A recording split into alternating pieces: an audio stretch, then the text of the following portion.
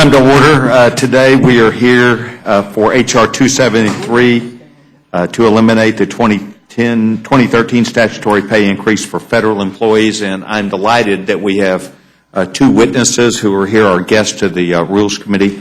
On behalf of the Government Reform Committee, the gentleman Ron DeSantos, welcome, Ron, and also our delegate Eleanor Norton Holmes, my dear friend. If you two would please feel free to come up, and as always, we welcome you, and if you have any prepared remarks without objection, we will accept those into the record. And I understand today that we're considering H.R. 273, which will freeze annual automatic across-the-board increases for federal civilian employee workers. And we have already acted to freeze our member pay. We've frozen our member pay since 2009. Ron, you probably don't know that, but you were not in an organization that gets annual increases. And we have extended this freeze through 2013 as part of the fiscal cliff deal. And today we are dealing with this issue that will have the practical effect of saving $11 billion over the next 10 years. So it is not a small issue, it is a big issue, and it's a way that we can hopefully deal with things that are important to us, living up to our ideas, not just about fiscal sanity, but about ways that we can do our part to save this country from fiscal decline further.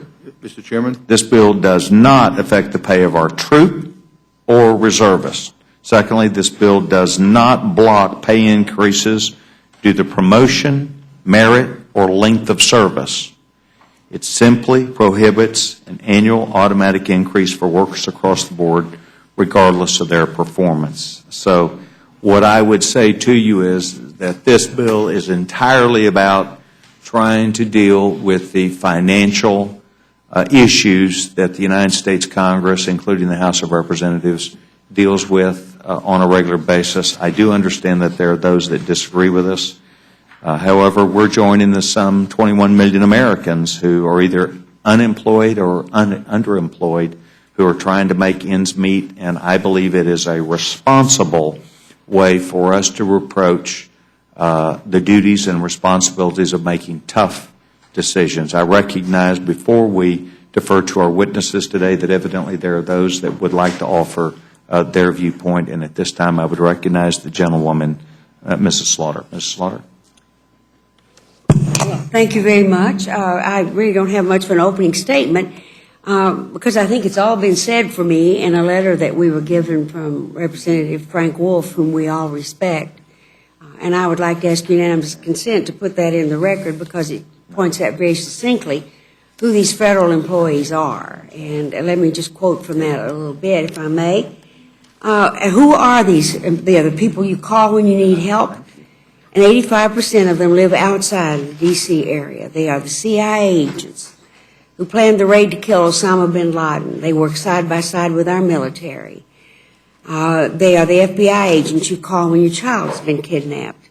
The agents who rescued the 5-year-old boy kidnapped and held hostage in a bunker in Alabama, for example. They're the Customs and Border Patrol, the DEA agents who are working to stop illegal immigrants and human traffickers and drug runners. The nurses and doctors at the VA who care for our veterans and wounded warriors, the Foreign Service officers who represent our government and embassies, PSOs who work side by side with Slain Information Management Office of Sean Smith in Benghazi, have not had a pay raise, none of these people, more than 2 years. FDA inspectors who trace E. coli outbreaks to ensure our food is safe. The NIH researchers working to find a cure for breast cancer, prostate cancer, Alzheimer's, and autism. The defense civilian riggers and machinists and refuelers and engineers repairing sophisticated electronic weaponry systems at Army depots, Air Force bases, and shipyards who support the military personnel. They're the firefighters who call when lightning strikes, it's a national forest on fire, and homes and businesses are in danger, and the Park Service rangers who ensure our constituents can safely hike and camp in our parks, the scientists working at the DOE labs. $103 billion has already been contributed from pay that should have gone to them that was used to cut the deficit. No other group has been called upon to make more sacrifices. And as according to it says, they are very willing to do more. But as he starts this, I urge you to vote no on this legislation. It is nothing more than a political stunt that targets the hardworking, dedicated men and women of the civil service who've already had their salaries frozen for more than 2 years. Everybody knows they're an easy target. But we are kidding ourselves if we think we can balance the budget on the backs of federal employees. It's a drop in the bucket toward deficit reduction and a hollow gesture. Absent meaningful and mandatory spending reforms, worse, it is just busy work as our economy faces the Sequestration Meat Act. I couldn't agree with him more, and I'd like to ask unanimous consent to put this into the record and Without say objection. that I think our time would be much better spent this afternoon if we could take up the Senate bill on the Violence Against Women Act and get that passed this week. I think it's a national disgrace that we have not reauthorized that bill. Thank you. I thank the gentlewoman for her comments. Does anyone else seek time? I have a question. The gentleman's recognized. Mr. Chairman, in your opening statement, you said that this bill would save $11 billion over 10 years. I mean, is the assumption here that there'll be a pay freeze on federal employees for 10 years? Is that, I'm just trying to how we get to that figure. You know what, and thank you very much for offering that question. That's a good question. I'm not an actuarial person, but it's my understanding that every increase over 10 years would cost that amount of money. In other words, then building on top of things. So it's a building process. Right. It is not, to answer your question, no. It's a 1 year. Right. But over the 11 years, they add up how much would be built in. You and I look at things incrementally, one and one and one. But it's like gathering up interest, right, if you figured interest. But in order to get to the $11 billion, you would have to maintain the freeze. Or am I no, sir. It's my understanding that no, it is not that way. Okay. It is a 1 year freeze would deal with about approximately $11 billion in savings over 10 years. And I thank the gentleman. I'm glad you asked that question. I asked that of myself also. And I think it's a very good question. I'm glad we got that out. And that is why I made an opening statement, so that we got that cleared up as early on as possible. Thank you very much. Seeing no further questions, I'm delighted that you're both before us today. And I would recognize the gentleman, Mr. DeSantis. Thank you, Mr. Chairman. I just want to second what you said. I think you summarized the bill very well. And I would just point out that not only does the bill not affect any promotions based on merit or longevity, it also doesn't affect any bonuses that federal employees may get. And for example, fiscal year 2011, 87% of workers at the Environmental Protection Agency received bonuses. So this bill just basically freezes the statutory pay increase portion of it. And I would also say this is something that people like President Obama have supported in the past. And also the Simpson-Bowles Commission, they recommended this freeze be extended for this 2013. So basically we're just following through with that. And then finally, I would just say last night the President of the State of the Union made the point that Americans aren't seeing pay increases, that we have stagnant wages, and that's true. And so this bill basically reflects that what the private sector can generate, that's got to be related to what the federal government's ultimately spending on its programs and on its workforce. And I think this bill does it. It's a small step towards responsibility, but I think it's an important step. And I yield back the balance of my time. Thank you very much. I'm so delighted to have Ms. Norton, and I'm delighted that you're here. Welcome. Thank you. Does it work now? Is that button working? Thank you very much, Yes, Mr. Chairman. And Ranking Member Slaughter, I appreciate the opportunity to summarize my testimony. To the gentleman's comment in the beginning, let me say in the beginning that yes, the President has supported a pay freeze, but for the third year, he has not supported a pay freeze. In fact, he supported a slight increase.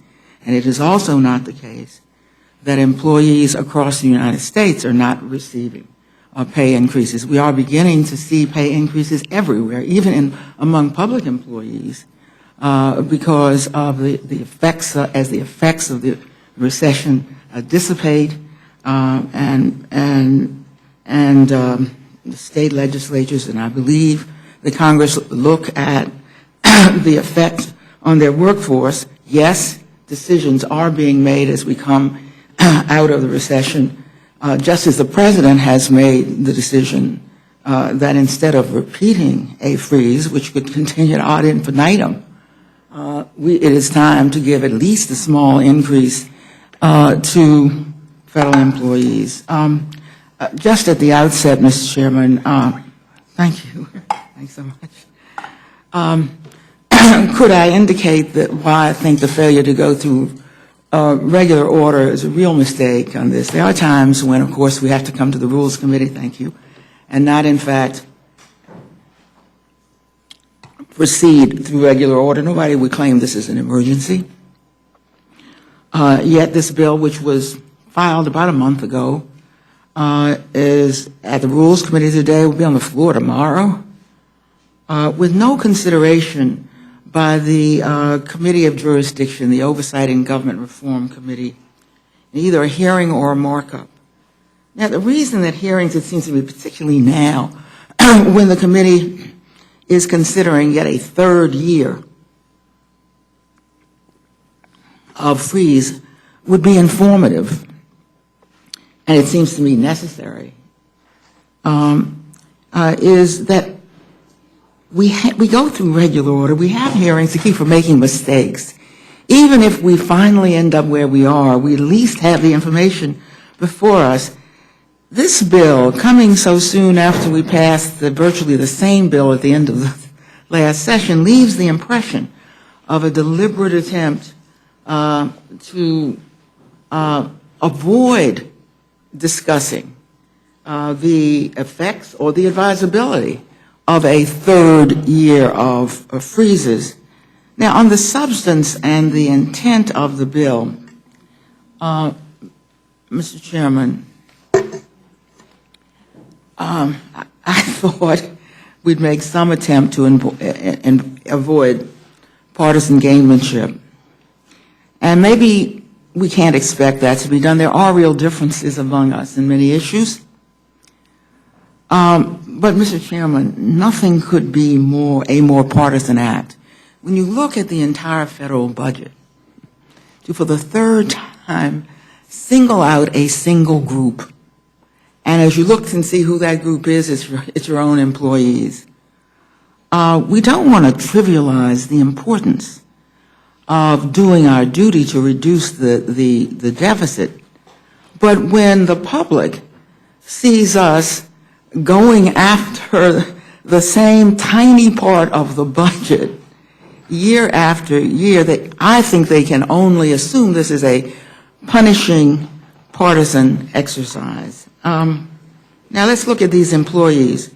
They've already contributed $100 million toward reducing our deficit.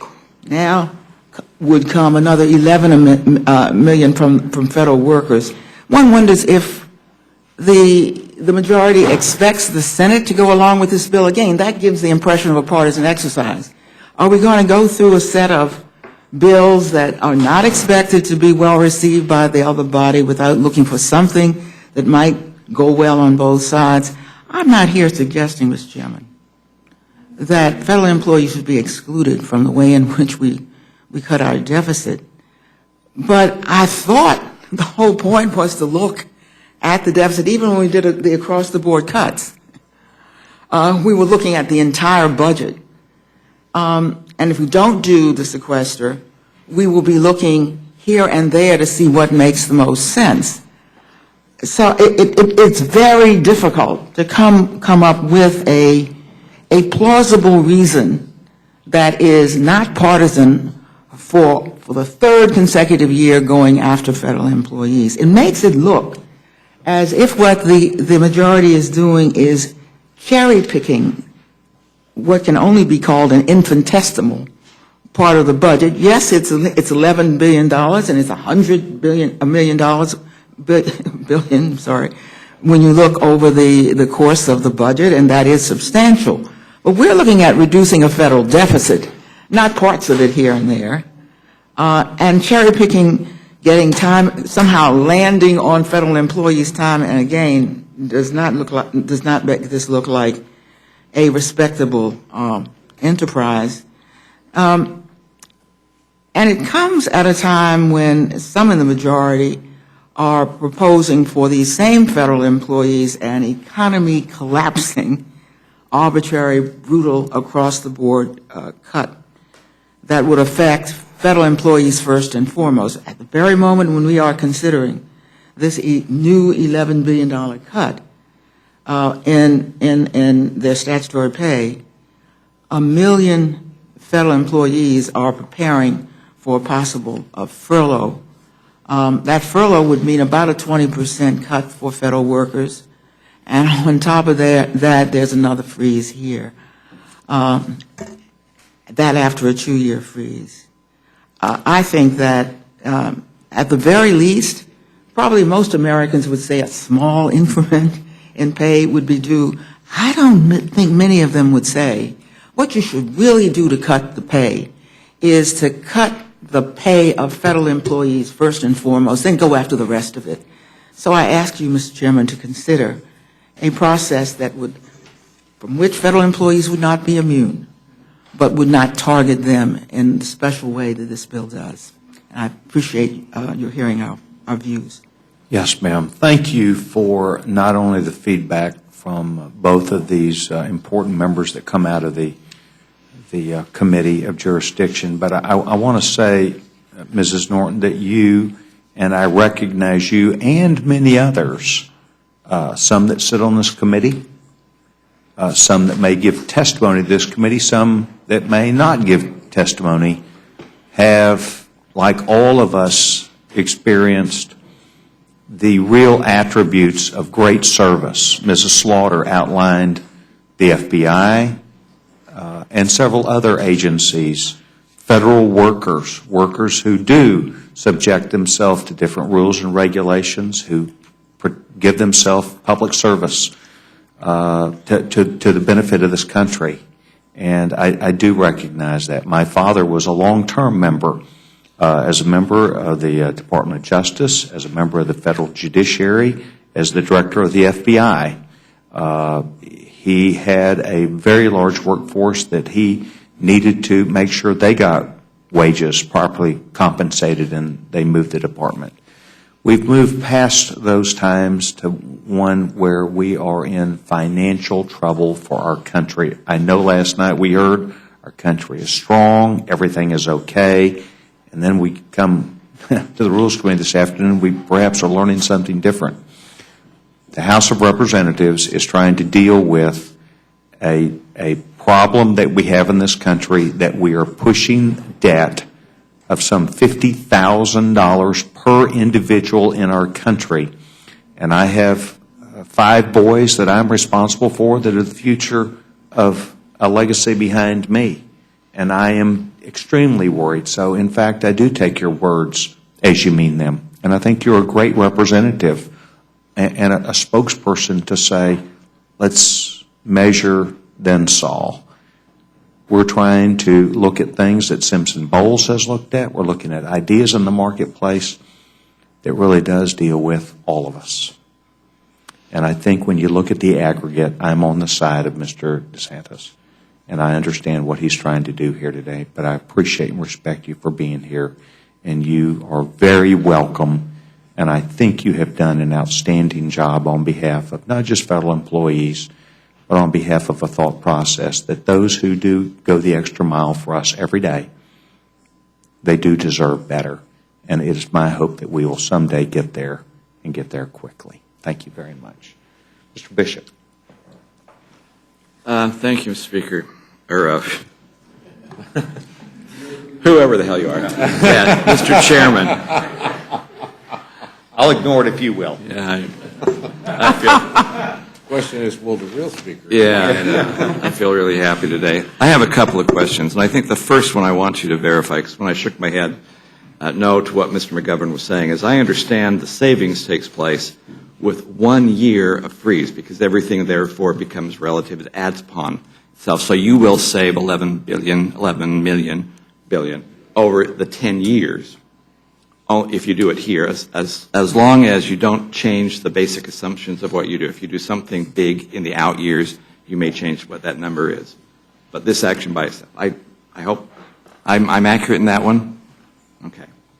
Which is what I meant. I also want to ask a couple of questions to make sure I have this right. Other people have talked about the fact that, Public Law 1112 has passed as well. I'm under the assumption that that freezes congressional salaries already, regardless of what this bill does, through at least September. The only difference with this bill is you're extending that another 3 months. So that's accurate as well. I understand also from certain sources that the CBO study that was done on this study is somewhat dated, that it's been told to me that none of the data goes beyond the year 2010 when the freezes started to take place. Is that accurate as well?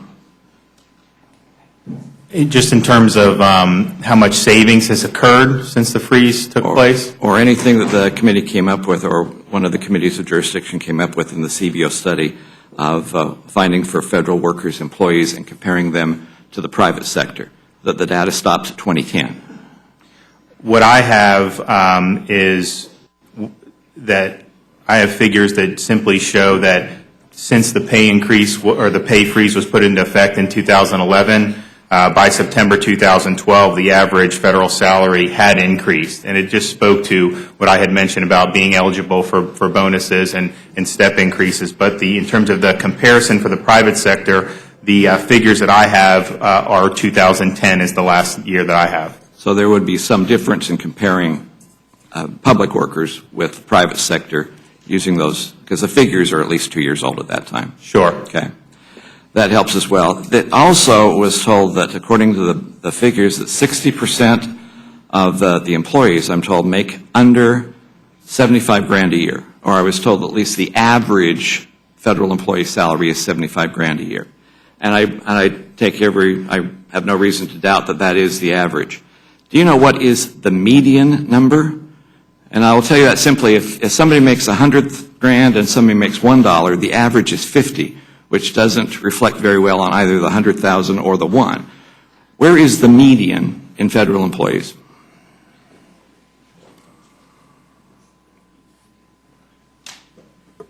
So as of September 2012, the median federal employee salary is $72,714.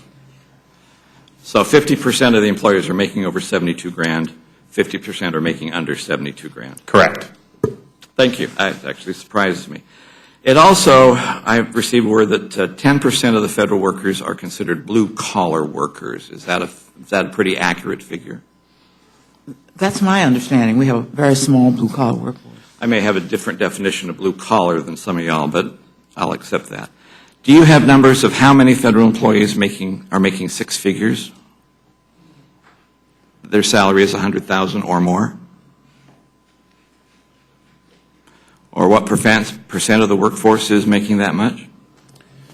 I have seen those figures. I just have to locate that because I don't want to say something that's incorrect. A significant number? Because I understand. You told me you don't know Mr. Bishop, I don't know. I can only hope that the scientists and the PhDs who serve in the civil service in very substantial numbers are making six figures if we hope to keep them. Try getting a PhD and then deciding not to use it in the private sector, but to come use it in the federal service. I have gone to, I remember going, for example, just this past year to an award ceremony where federal workers from NIH and 5 or 6 different agencies received awards because they had made advances in science, some of which are going to qualify for prizes. So I'm not sure what you could tell by simply looking at a lump number of people, except that there's some very highly qualified people you are fortunate enough having to work in the civil service of the United States of America. Yeah, and as a liberal arts major who taught school, I was never really that excited about the money scientists made. Yes, I think you have the So between 100 and 150,000 18% of the federal workforce is in that category. Okay. And then above 150,000 is 4.3% of the federal workforce. So these are major agencies. So the total percent Or a quarter of the workforce. 22.3, I'll give or take some. And they're spread out over, yes, probably some scientists, but also there's 43% of the Department of Education has people making over $100,000 a year, 53% of the EPA, General Services Administration's 33.8%. Thank you. That's very good. In fact, I wish I'd had the details of that. It means I went to the wrong side of education. I stayed in the classroom. Damn. Would my colleague yield just for a question? Yeah, but I have a lot of vending to do, so okay. I'm not going to take an awful lot of time. The figure that was just quoted contemplates service time as well, and that needs to be taken into consideration. It doesn't mean somebody started working at $100,000 a year. They may be working there 20 or 30 years. And I appreciate and understand that, too. Thank you for that. Like, this is one of these issues that we look at as pocketbook issues, which will have an impact in the short term. They'll also have an impact in the long term of what we're going. And in some respects, I understand what the gentleman from Florida is trying to talk about, and I think you illustrated in some of the figures. Without trying to be, without trying to be partisan, except it is partisan. This administration has created a lot of new agencies. My party created a lot of new agencies when we were in power as well. And each of those agencies have administrators, they have auditors, they have a whole lot of people who make some pretty decent salaries in that particular position, in that role as an administrator. And every one of those who's making over six figures really will skew the total of those who are down at the bottom, as you mentioned, those who are starting in the process. So getting some of those numbers out there, I think, is important to realize that there's a wide range of what we're doing in these particular issues. I have one constituent who got a small business loan. She has now been audited by the federal government 5 different times in 4 years by different auditors. There is some excess that is out there that we should look at. And I think one of the gentlemen from Florida's efforts is to try and look at that particular approach. But at the same time, we have some employees who are out there who are doing processes that are extremely important to this country and in fact are demanded of us through our Constitution, including civil defense, civilian defense federal employees. Those are people who are extremely significant when we have already stopped most of the research and development. So acquisition is no longer a major function. The idea of maintenance of what we have becomes extremely significant. And that's what the problem that I have with this particular piece of legislation. I have a depot in my district. I have 11,000 workers who are on the main line. These are people who work to repair F-16s and A-10s and F-22s, and they're extremely significant, even though I consider them as blue-collar line workers. One bolt not put in place means a pilot dies at some point. These are extremely significant and important jobs. And as in the CBO study, I question where in the private sector they found an occupation equal to those people who repair A-10s and F-16s to make some kind of comparison at all. See, and those people are not making the average of 75 grand a year. They're not even coming up to the median, which you told me was roughly 72,000 a year. In that depot, those people working on the line, they average 56,511 if they are allowed to get overtime as part of the compensation package. And if we go into sequestration, they won't get that overtime. So the number will be significantly different. Some employees who do vital work for us are not making the 6 figures that we throw around a great deal about and we talk about in some situations. I talked to a former student of mine who's working at the base. His 7th year at the base, he's making 52 grand. He also has 2 kids that will be going to college next year. Those are the kind of people who I realize they get step increases if they're allowed. They might have bonuses if they are allowed. But a cost of living increase that is very puny makes a big difference to those, especially those who are on the bottom of the scale.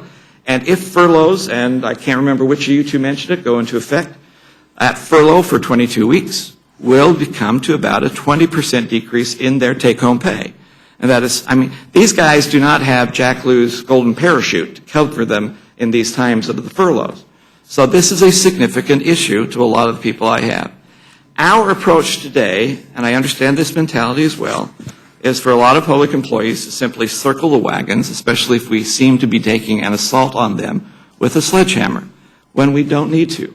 If we were to go after and say there are programs that should not be there and whack out whole programs, that would make sense. If we as a Congress say we should freeze congressional salaries, that would make sense. If we even went over the administration, the executive branch, the political appointees, and said those salaries should be frozen, that would make sense as well to me. If we went over and even tried to divide it at that $100,000 mark and say that quarter of our workforce making over $100,000, freeze those one more year, I could actually easily justify that. But it's my line workers who make $52,000 if they get overtime. Those are the ones that I have a problem with. What, 1, 2, 3, 4, 5 Congresses ago, 4 Congresses ago, I was involved in some of the process that we called Reason to Believe. At that time, I was actually chairing one of those committees that came up with a lot of ideas of how we could do a better job at providing government services. I was extremely pleased with a lot of those ideas. Nobody ever actually did them, but I was pleased with those ideas. They were based on the military that at the time had implemented their lean program, which was based on the concept that you can actually improve the quality of the product, you can cut the cost, cut the number of employees, cut the size and the footprint that you use, if you allow the employees who are on the line to come up with the ideas and reward them for that. That, to me, is a wise approach. Congressman Latham and Congressman Burgess had a bill in the last session of Congress that outlined an administrative approach which would be far better than this in actually trying to lower the cost of the federal government, cost of providing services to citizens, and do it in a rational way that took into thought and all these. If we were to involve the people who are on the front line in coming up with those ideas, we would not force them to run to protection. They would not have to circle the wagons because they fear what we are trying to do, and we actually could come up with a more nuanced approach to try to do this. Now, I admit what I'm talking about right now is an administrative process. And I also admit that I think this is an administration that does not have a lot of experience in administration. And they have surrounded themselves with people who, in my mind, are equally inept. But that doesn't mean we have to do it. I've looked over many of the suggestions, some of the amendments that have been presented to this particular bill. I don't find any of those really coming up with the nuances that I am trying to talk about, because there is a significant reason why you are saying what you're saying and bringing this bill forward.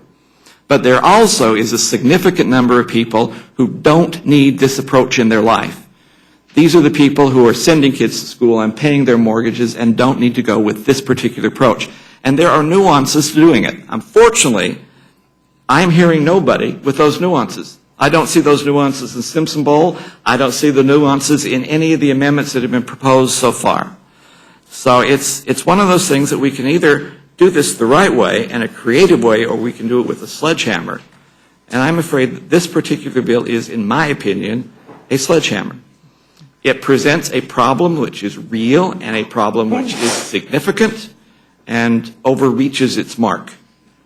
And that is one of the problems I have. I am looking out for those people who I think do a creative, valued, constitutionally ordained service, especially in the military installations, who are going to be harmed by this, and if we do this and sequestration at the first full time, so they get faced with a furlough and a freeze. I'm sorry, that's just unacceptable. And the problem is, we could do it better. We could find a better approach to reach the goals that we have in this particular endeavor, especially when you have a quarter of the workforce making 6 figures and a whole lot of people not. I thank you for your answers that you got for me. I appreciate staff coming up with those answers. I did not know the answers to those questions, so I appreciate those numbers. I thank you for both being here. Thank you for letting me vent for a while. I won't call you speaker again until I need something. Thank you very much, gentlemen. Made some very important comments, and by the way, it did not take me coming to the Rules Committee to be able to hear these. The gentleman, Mr. Bishop, at the last several weeks has let me know not only his ideas, but the importance of his constituency, and that is why I respect him and anyone else that comes up here to offer advisory and help to us. And so I thank the gentleman very much. And I won't do it again. Gentleman's time, well, you'll be extended as much time as you want. Yeah, until next time. Could I say one thing, Mr. Chairman? I found the gentleman's comments most interesting. I think this bill would be far less controversial if it had some of the nuances in it you suggest. When you talk about sledgehammer, this is sledgehammer because it does whack at the whole workforce without considering differences. And I don't know how to do what you're suggesting, but at least I understand the fairness of it. I understand the utility of it. I did want you to know that I could not agree with you more. When you talk about what happens when you establish new agencies, you create a whole new administrative layer. But I did want to say for the record that the President has proposed just the opposite, to consolidate agencies, and I certainly hope that this year we do, because I think that would save us a great deal more than we are saving through this bill. And thank you very much. By the way, whether we agree or disagree around here, I thought this, without full study, I felt like that because it does not block pay increases due to promotion, merit, or length of service, that it was not the sledgehammer. Mrs. Slaughter? Thank you, Mr. Chairman, and thank you both for being here. And I'm pretty much going to let stand my earlier statement of Congressman Wolf's letter. But I do want to say that I don't understand the notion that the President has created a lot of new agencies. That sort of flies in the face of the contraction of the economy in this last quarter being attributable to the loss of public employees, not just federal, but in local and state governments as well, the layoffs and loss of teachers, firemen, police, and so forth. I couldn't agree with Mr. Bishop more. He's absolutely right. There are much more sensible ways to do this that take a little time. And I wish we were doing it. That's absolutely not what we're doing today. And I really appreciated the example he had of his student and what his life was like. But to do this a third year to people who've already contributed $1.3 billion to this deficit out of what their median salary is not all that much, is asking too much for them in the first place. And I really think to compound it with another year would really be an atrocity. So thank you. Oh, I do ask unanimous consent to put the administration statement, policy statement in the record. They are opposed. Without objection, I thank the gentleman. Mr. Cole? Thank you, Mr. Chairman, and thank you for the bill, because I think it's an important issue. We are running trillion-dollar deficits now, moving in, 4 years in a row, hopefully less this year. And we do need to make tough choices and tough decisions. Now, I find myself very much in the situation of my good friend, Mr. Bishop. We actually represent very similar constituencies in this regard. I have Tinker Air Force Base, he has Hill Air Force Base, and the workers do, the same kind of work at both places. And Tinker's actually, I think, the largest air logistics center in the world, and Hill is certainly in the top 3 or 4 or something. So, pretty important. Sorry, had to get that in. You only got 3. Yeah, I know. Well, there are other countries in the world that run air logistics centers. None of them are as good as ours. And they're not. I mean, these are workforces that keep literally 50-year-old airplanes in the air in combat conditions. So I think the bill is an important bill and generally right-headed. But to the gentlelady from the District of Columbia's point, we might have been better served had we gone through regular order, because I think we could have made some of these decisions. That doesn't mean, by the way, the bill doesn't deserve to be heard and debated on the floor. It does. But I think we might have had a little more of a scalpel. That's not your decision, and certainly not directed at you in any way, shape, or form. It's a valuable debate, and we're going to have a lot of these kind of debates. I think we're in this situation personally because we're not making the tougher decisions that I know you would want to make and I would want to make on entitlement spending. We all know in this room on both sides of the aisle what the real drivers of the debt are. And it's not primarily the federal workforce, without a question. Although, again, we're all going to have to make some sort of contribution in dealing with this. I've tried to approach this problem in a reasonably bipartisan way, work with my friends on the other side of the aisle on the fiscal cliff deal, and certainly also recognized the legitimacy of their arguments in the Hurricane Sandy deal, and I'm working with my friends on the other side of the aisle and on VAWA right now on the tribal provisions. So, I think in the committee process, we might have been in a much better position to find common ground between us, because I think these things would have been discussed. So I want to thank you again, though, because you do point to an important issue. I look forward to listening to the debate on the floor and trying to, decide what to do. But just for the record, Chairman, I would have preferred to deal with an issue that does deserve to be dealt with without question through regular order, because I think we could have made a better point had we done so. And I think the author would have preferred probably to do that too. I mean, I've met very few members that are dealing with important pieces of legislation that did not want to go through regular order. Most of us recognize that legislation gets perfected in the course of regular order. The debate's helpful. Even your opponents do you a favor, because sometimes they save you from a mistake that you might otherwise have made. And so I would hope going forward, I don't see any particular reason, this is my viewpoint, that this legislation had to come in other than regular order. It's not an emergency. It's not sweeping.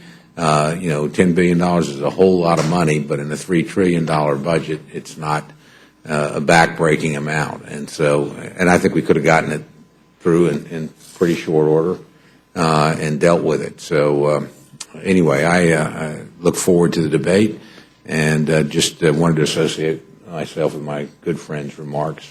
We have, again, similar circumstances, similar concerns. And thank you, I want, again, for the legislation. Thank you, Ms. Norton, for pointing out the importance of regular order and process. Yield back, Mr. Chairman. Thank you very much, Mr. McGovern. Thank you, Mr. Chairman. And I'm trying to think when the last time I said this was, but I agree with Mr. Bishop. I agree with Mr. Cole. Oh God! I might have to be. I might have to be for this bill now. But do you want to give us your final answer? And let me just say something about the process that Mr. Cole made mention about regular order and going through the committee process. Why didn't this go through regular order? Why didn't your committee have a markup and have a debate on this? I mean, why was just kind of just brought here like this? I mean, this is not an emergency piece of legislation, even though it's being treated that way. Can you explain to us why you didn't do regular order? Well, I can tell you that it wasn't my decision whether to do it or not. I filed the bill, it got called up, and so I'm here just speaking on behalf of it. So I appreciate the question, but it wasn't something that I determined one way or another. Yeah, I'm just, at some point, someone has to take responsibility for the process. And you're the one bringing the bill to the committee, so, I assume that maybe you would have some idea as to why this didn't go through a markup in the committee of jurisdiction. I'd also want to ask, so I'm clear, this bill does not make any distinction at all in terms of whose pay gets frozen. So custodial staff, for example, people who clean our federal buildings, who don't make a lot of money, their pay is frozen as well? The statutory increase is frozen for everyone, and then they would be eligible for any type of longevity or other type of increases. So some poor man or woman trying to support their family, cleaning up buildings, sweeping floors at night, they're treated the same way as somebody who's at the very top pay scale. It doesn't seem very, very fair. We all talk about making tough choices, but it's tougher on people who are at the lower end of the economic ladder. And I guess, which brings me to another question. This is February 13th.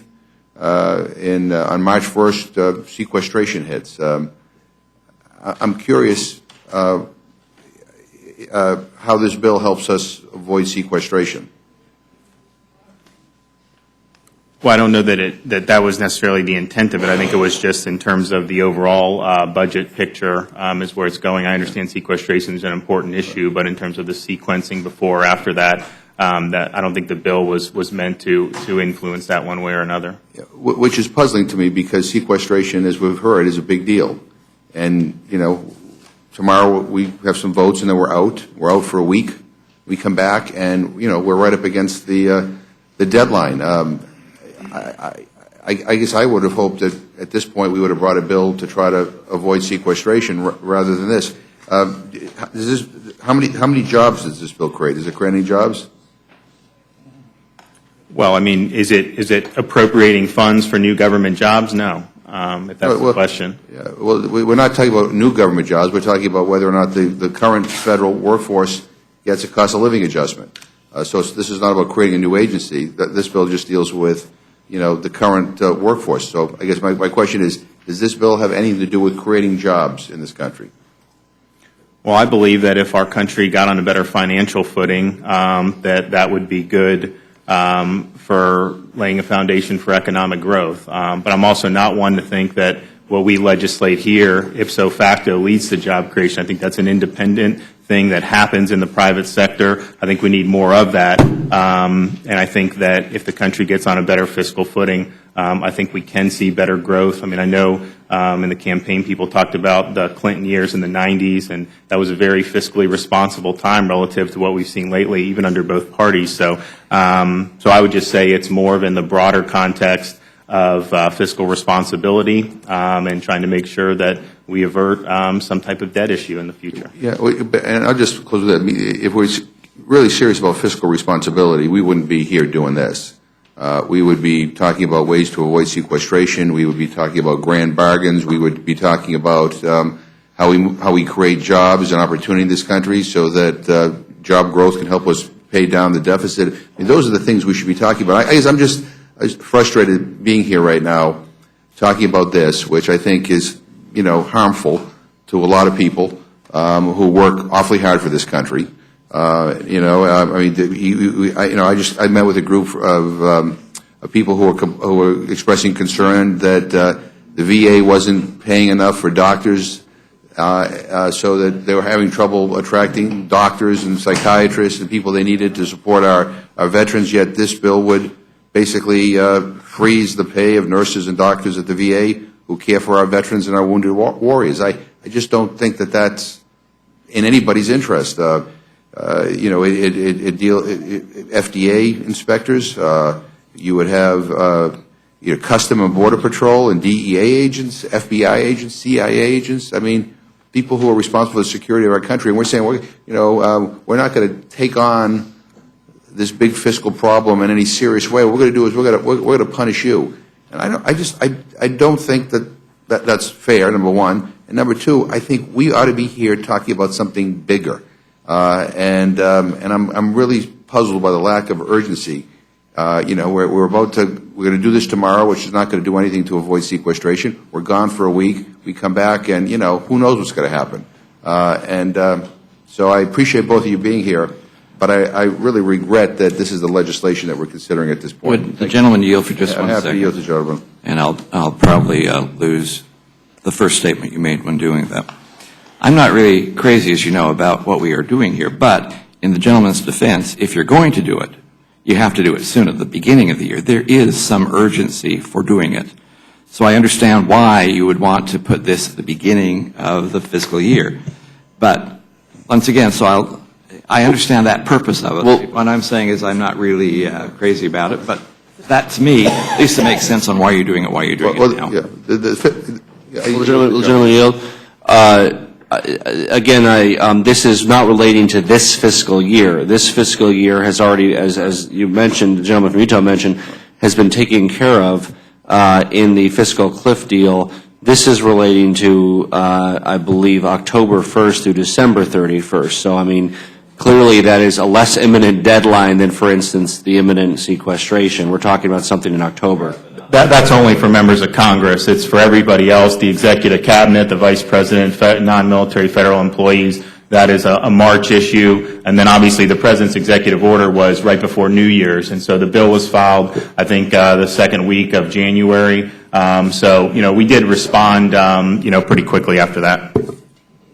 Well, if I could say something, I think it's the timing of this bill is particularly unfortunate just before sequestration and the rest.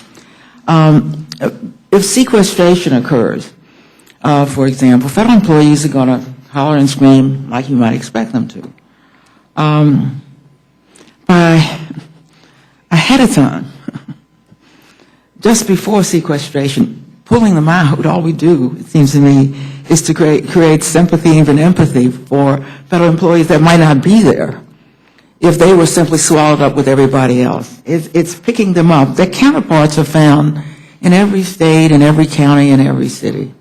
So picking out federal employees just before you're about to drub them again with sequestration only serves to point them up and to raise questions of fairness that, interestingly enough, probably would not be heard if they were simply cut either as a part of the budget process, let us say the CR coming up, or certainly sequestrations. I can't see what we had to gain by marching ahead by what is literally only a couple of 3 weeks to target what looks like a favored group of employees to once again extract deficit reduction funds from. Yeah. And I thank the gentleman. I just say there is no urgency to this. There is urgency to avoiding sequestration. And with each passing day and lack of action on any plan, I mean, and this committee even blocking Mr. Van Hollen from offering his plan on a previous piece of legislation to avoid sequestration, it seems to become more and more apparent that the majority is in favor of going over the sequestration fiscal cliff, which I think would be disastrous, not only for federal employees, but for our country. I yield back. Appreciate the gentleman. Mr. Woodall. Thank you, Mr. Chairman. I appreciate you bringing this bill. You've been on the job a month and a half now. You're sitting in front of the Rules Committee, and I know that's a tough place to be. Before I start talking about your bill, I want to talk about a little about what has been directed at you in your bill.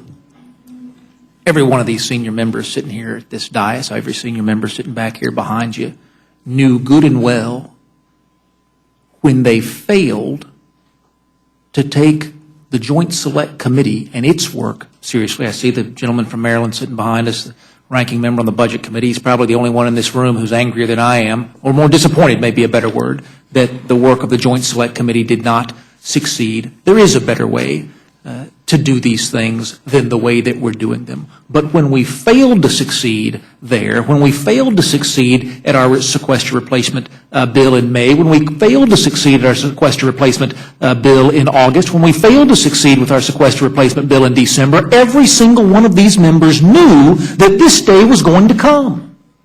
Every single member of this body knows that if we refuse to tackle the challenges that need to be tackled, entitlement spending, health spending, the drivers of our debt, the only place this body has to look is to Mr. Wolf's district, to Ms. Holmes-Norton's district, to Mr. Bishop's district, to my district, to folks who are working incredibly hard to serve their fellow man. I dare say a lot of folks on this panel who have more congressional experience than I do, but there's not one member of this panel who spent more time working for the federal government than I have. I'm looking here at your bill, Mr. DeSantis, and I don't see the findings section that says the reason you're bringing this bill forward is because you don't have great respect for the work that federal employees do. Was that inadvertently left out of this bill?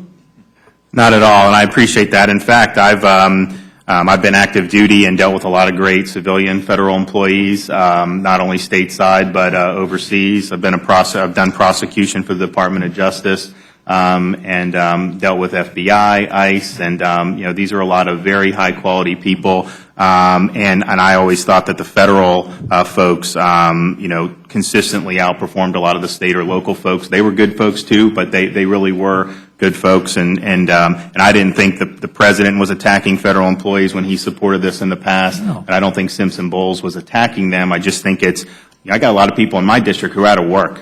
I mean, I got the county in Florida with the biggest, largest unemployment rate is in my district. I got people who have low skills, but they're willing to work, but there's just not a lot of private sector employment out there. And I think at some point, if their private economy is not generating the type of tax revenue we need, the government just has to adjust, not just in this way, but in a whole bunch of ways. And I agree with you. We need to start doing big things around here. That's one of the reasons I ran. But the fact that there's been failures in the past, that doesn't mean that we can't take small steps when we have the opportunity. I've had to add it to the slideshow that I do at town hall meetings, that page from the CBO report that Mr. Bishop was referring to earlier. You're absolutely right, that is 2005 to 2010 data.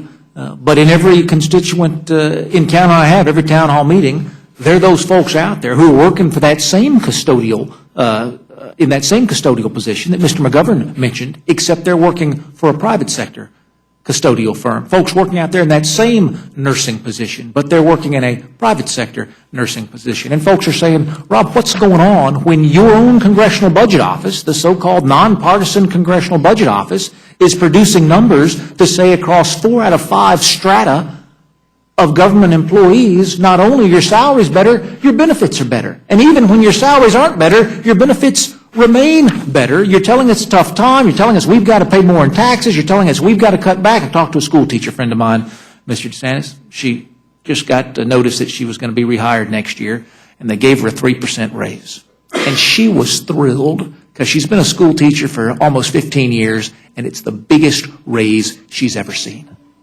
Biggest raise she's ever seen. Teaching our children back home, local school teacher, not a federal school teacher, local school teacher, 3% raise, largest raise she's ever seen. Now I'm looking, I want to make sure I understand these numbers right because I'm new on the Oversight and Reform Committee. But I'm looking at the schedule of GS payments, and I'm looking here, but we'll just pick a grade. I pick, GS, try to get folks in the middle, GS 9. Folks will move from step 1 to step 2. It takes them from $41,500 a year to $42,900. I'm just doing back of the envelope math. That's about $1,500. That's more than a 3% raise that every federal employee moving from step 1 to step 2 is going to get. Does your bill stop that step increase from occurring? Not at all. So while my school teacher friend back home, who got a 3% raise, the largest raise she's ever gotten in the history of her teaching career, that banner moment in her fiscal life, you're saying every single federal employee moving from step 1 to step 2 is going to be in the mix to get that same kind of raise this year. Your bill does nothing to preclude those step increases. That's correct. Now, I happen to agree with Mr. Bishop. I don't want to use words that are too loaded. It's very disappointing that we can't deal with federal employees in the way that those of us who have worked with them and been them believe would recognize the tremendous contribution they make to our communities and to our country. I'll ask the gentlelady from the District of Columbia. You said it would be far less controversial if this bill were more nuanced. I think about the nuances. I'm a big merit pay person. I absolutely pay performance is key. Had we brought this bill, or even better, because no need to do a hypothetical on this bill, hopefully on the Oversight and Reform Committee, we'll be able to move forward with reforms to federal hiring practices and payment practices. Would the gentlelady support those kind of nuanced things that moved us away from this pay structure where we treat everybody the same and moved us more towards a structure where individuals were rated on their own merits and their own performance?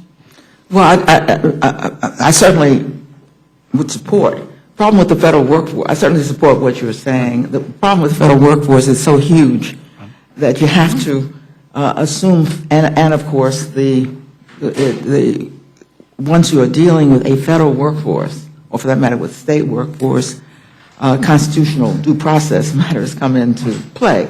So straight kinds of comparisons between the private sector or even my own office where I give merit pay. I don't treat my employees, it's a small office, in the same way that the federal government, which is subject to constitutional protections, has to be careful. I don't understand even step increases to mean every single employee gets a step increase and goes from step to step to step. But I certainly think that the problem that our committee has had over the years is coming up with a system that is in fact a system that nevertheless makes the kinds of distinctions that I think you're speaking of, and the very fact that we have merit pay, step increases. I think there's another category that the gentleman named, I think does indicate that the federal government is already trying to assume or to take into account the differences among employees. But the civil service was created in the first place because of the difficulty of deciding what is a matter of favoritism and what comes with doing on the job what you're supposed to do on the job. That is a very challenging matter when the employees you're talking about come under the due process clause of the Constitution. I don't want to overstep my bounds as a freshman member on OGR. It's only been a month and a half that I've been over there, but by all accounts from your constituents that I talk to, you do an outstanding job of representing their interests. And my great hope would be whatever it is that we have done for your office to make it so your employees have constitutional protections but are also able to be rewarded for the tremendous service that they do, we could offer those same protections and exemptions to the rest of the federal workforce so that they could be as successful as we have been able to be. Your employees and my employees are at-will employees. That is a distinction with a difference. And, of course, an at-will employee does not have the same kinds of protections under the Constitution that a civil service employee would have. And I would welcome it, particularly since I've been a constitutional lawyer when I had a real job, I would welcome the opportunity to look further into how to make the applicable or the appropriate distinctions without running afoul of the Constitution. Let me just say, Mr. DeSantis, we get a lot of bills through here, and not many of them can be put on the front and back of a page. Makes it easier for me to read, makes it easier for me to digest, makes it easier for me to get input from my constituents on because they can read it and digest it in this same period of time. There is always a compelling interest to add a little more, nuance a little bit this way, nuance a little bit that way. Let's add 2 categories. Well, now let's add 4 categories. Well, let's do 10 or 12 extra categories. And suddenly what you have is a bill that no one can understand and no one can deal with. I regret that you have to be here offering this bill today. I was one of only 2 Georgians who supported the Budget Control Act, the Joint Select Committee process, because I believed there was a right way and a wrong way to get this done, and I was afraid politics were going to prevent us from doing it the right way. Unfortunately, I have been proven right, and so now it's going to require leaders like you to come with one small bill at the time and do it with what little bit of the budget we have left to work with, and that's this on the discretionary spending side. It didn't have to be this way, and I hope you and your class will be able to help us change it so it doesn't have to be this way going forward. Mr. Chairman, I yield back. Mr. Hastings. Yes, Thank sir. you very much, Mr. Chairman. I'd ask my good friend from Georgia just a question out of curiosity. When you were in your long-term service in federal employment, did you experience a pay freeze? I actually experienced a pay cut and then a pay freeze. Okay. I ask only for the reason, and I think the point was made by Mr. Bishop, that times change and circumstances change with reference to people, and all of this has been particularly intellectually stimulating, but at the very same time, it's a useless exercise, largely for the reason the Senate is going to take this up. And we need to stop this. My ranking member and I are the only 2 people on this particular committee, not the only ones in Congress at all, that really understand truly what shared sacrifice means. We both were born in and or around the Second World War. And people really understood that in order for this country to move forward, it was going to have to be done together. Doing what we're doing here doesn't contemplate that. Let me use as for example, and I'll ask my colleague across from Alligator Alley and welcome to the Rules Committee. Fortunately for you and others here today, I don't feel as much like we do up here of polyfogging today. But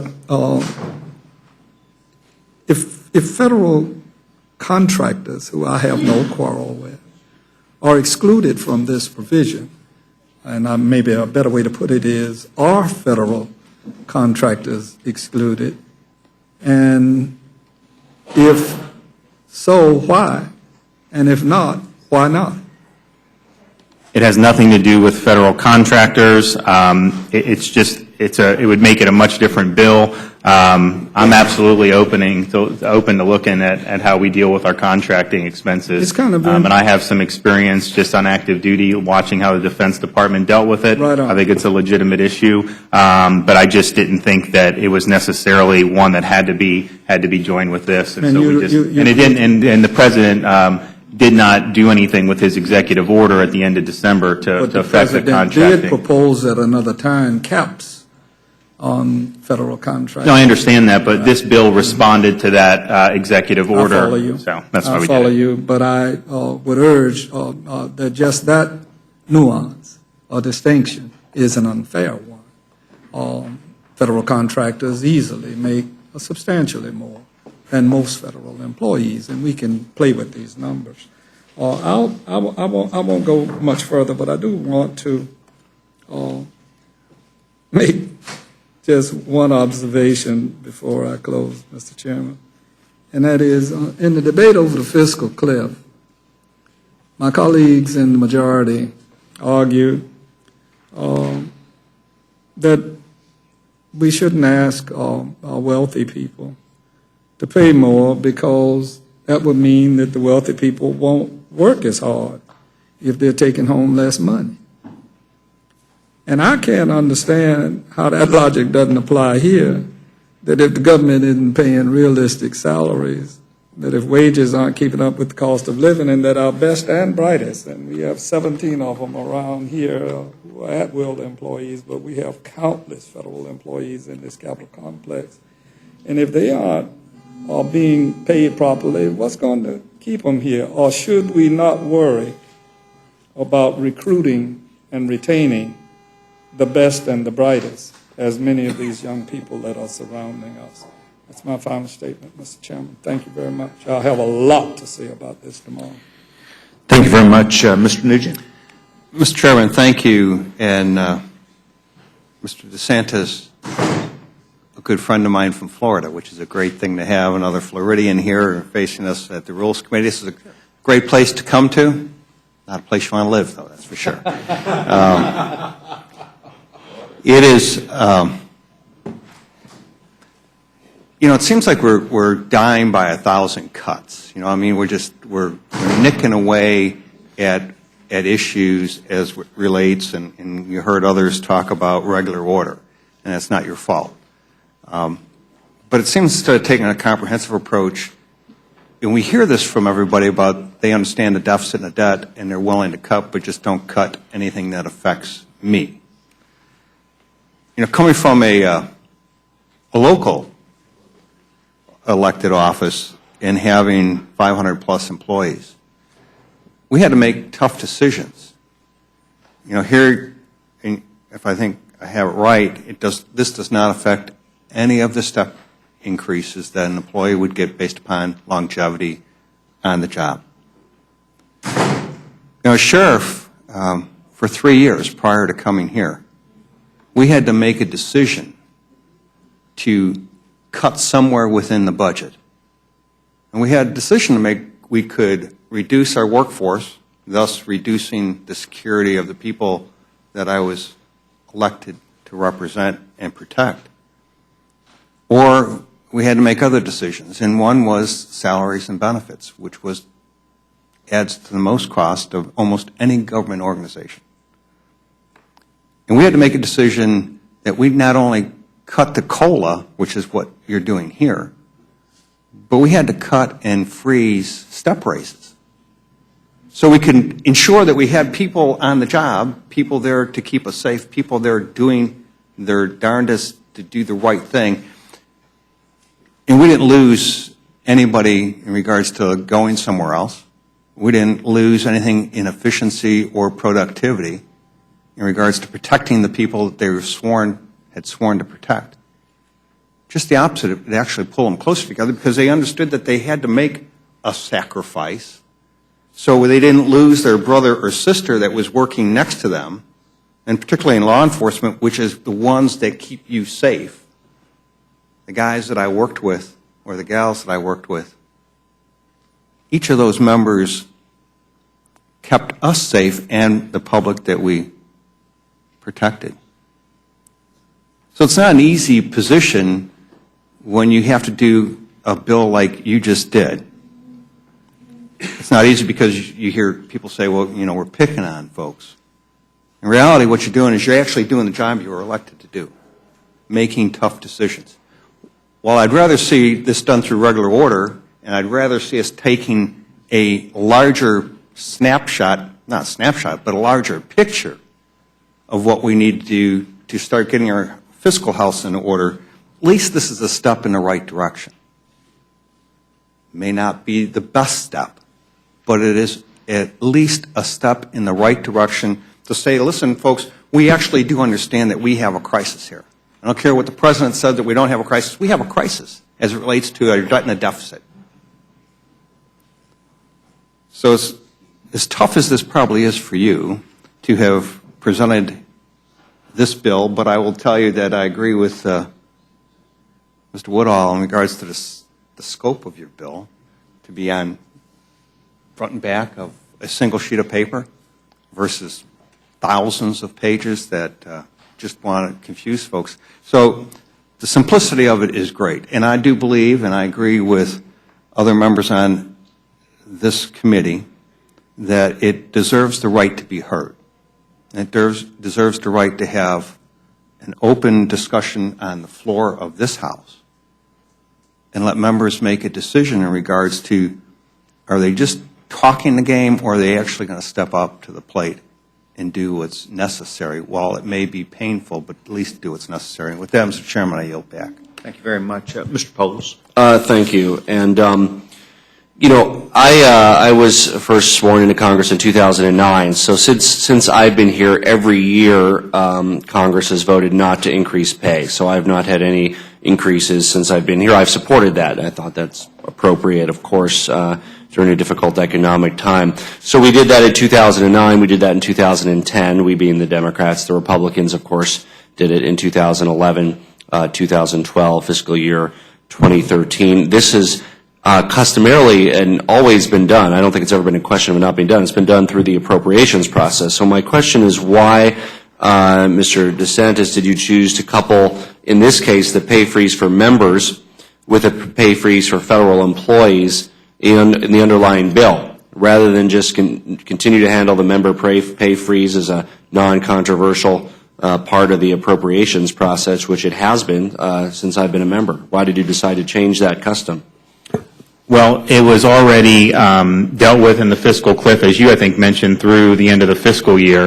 And so given the fact that the President included the members of Congress in that executive order, we thought it made sense to just extend it through the rest of the calendar year. And quite frankly, I don't think it's right for me to be saying, okay, yeah, you're going to have a step increase and maybe a bonus, but no cost of living, but then members of Congress are going to have their pay go up the last 3 months. I thought we have to, I pride myself on putting myself out there, and I've taken steps personally to show my sacrifice, and so I think I wanted it to be in the same bill. Well, members of Congress have not, as I said, have not had their pay go up since I think the last one would have been 2009. So, I mean, it's never, institutionally, this has never been a problem in terms of making sure it doesn't happen. As you just mentioned, we actually have until October 1st through regular order to allow that to occur. I believe it would be by bipartisan, and it could be a suspension bill, and I don't see how that would be a problem. However, you're instead choosing to couple it with another bill. And I want to know kind of, when did you originally drop this bill?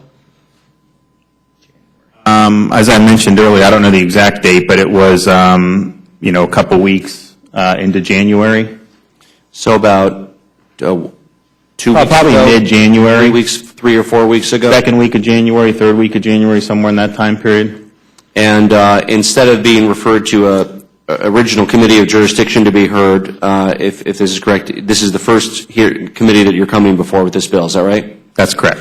Well, in that case, I had a similar question last session of some of my colleagues might remember when Judy Bigger dropped a bill and managed to avoid the committee of jurisdiction, came right to us and got it to the floor, and I asked for her advice. And I'd like your advice, Mr. DeSantis. I mean, very accomplished, Yale, Harvard Law School.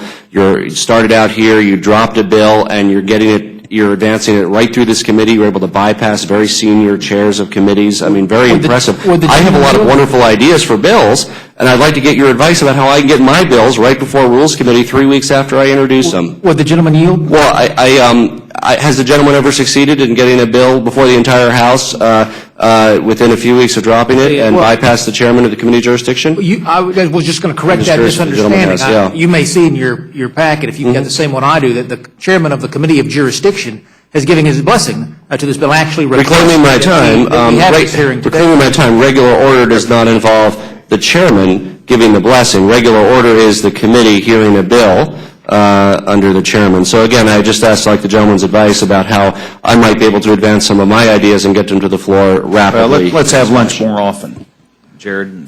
Thank you. I understand the powerful Rules Committee, and I understand Mr. DeSantis' relationship with the chair, and I appreciate that. And I wonder if the gentleman from Florida has any additional advice for me in this matter? I like to keep my tactics close to the vest, and I don't know what your bills are going to do, so why would I want to help you if it's something that I don't support? Maybe we can talk offline. If it's something I'll support, I'll jump on it with you. They do wonderful things, and I know that having the DeSantis name ensures it goes right to Rules Committee, and I appreciate the guidance from the chair as well, and I yield to the gentleman from Massachusetts. No, and I just want to point out, in response to Mr. Woodall, that having the chairman give a blessing and bypassing committee, to the best of my knowledge, has never been considered regular order. And, there's been a lot of talk about regular order and about the need to respect the committee process and about making sure that all members have an opportunity to be heard. And what we're seeing is a trend where all committees are being bypassed. The Rules Committee is the only place to go. And I would just say to the gentleman that I don't think that that's a good way to proceed. And I don't care if the bill's one sentence long. You can do a lot of things in one sentence. The committees of jurisdiction ought to have the opportunity to review them. And to defend a process that circumvents that is kind of defending the indefensible. So I thank the gentleman for yielding. And again, thank you, and I hope that there's a way that we can look at the different components of this bill and see if there's a way that we can do this that allows the House to work its will on these matters, and I yield back. Thank you very much. The gentleman yields back. Mr. Webster. Thank you, Mr. Chairman. This bill is current law, so it's not like it's some sort of pie in the sky that came out of the sky and it's a brand new idea, because this is current law. And the only reason that this bill was filed was in a response to an executive order that wanted to change current law. Every one of us that voted for the CR or these other CRs that we had in the past, but the current one that we're living under now, voted for this policy. Every one of us. And for some reason, we only extended it through March 27th. And on that particular day, the current CR ends. So the policy would end. So regular order for this issue would be, is happening in that if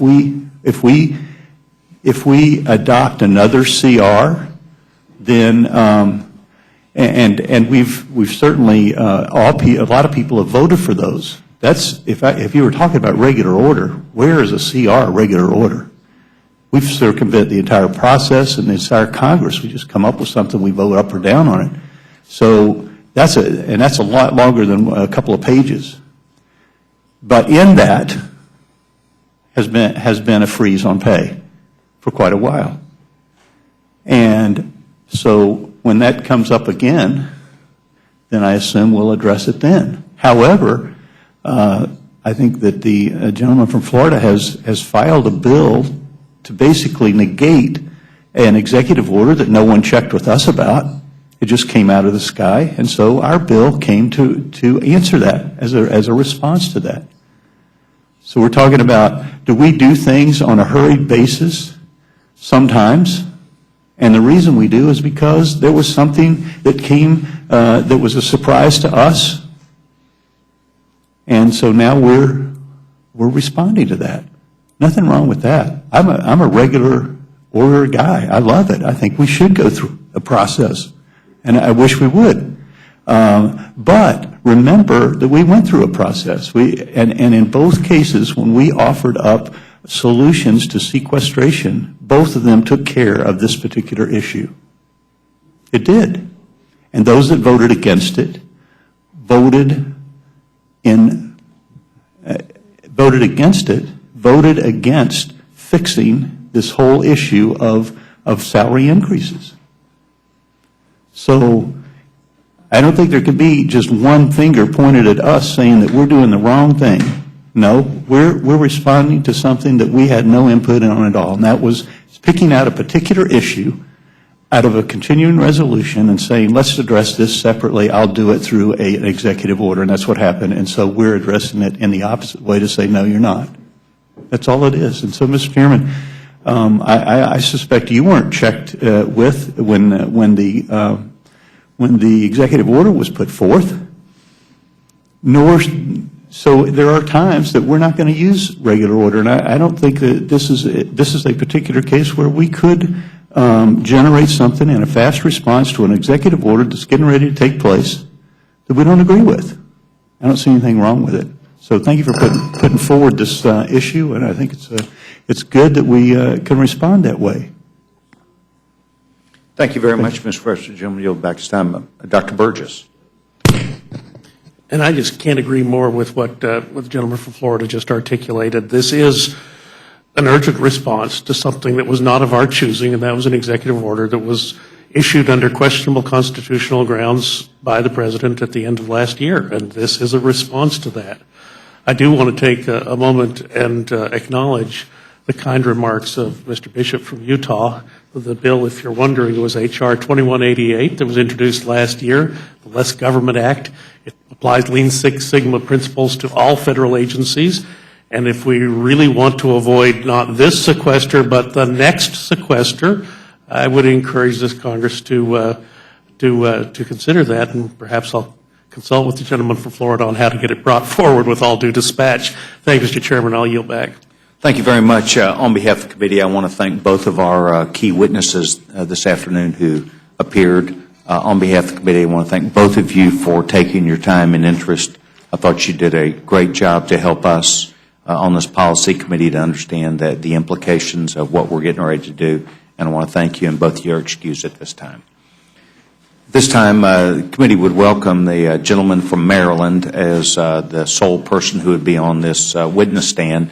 The gentleman, the minority leader, a distinguished gentleman who's a good friend of mine.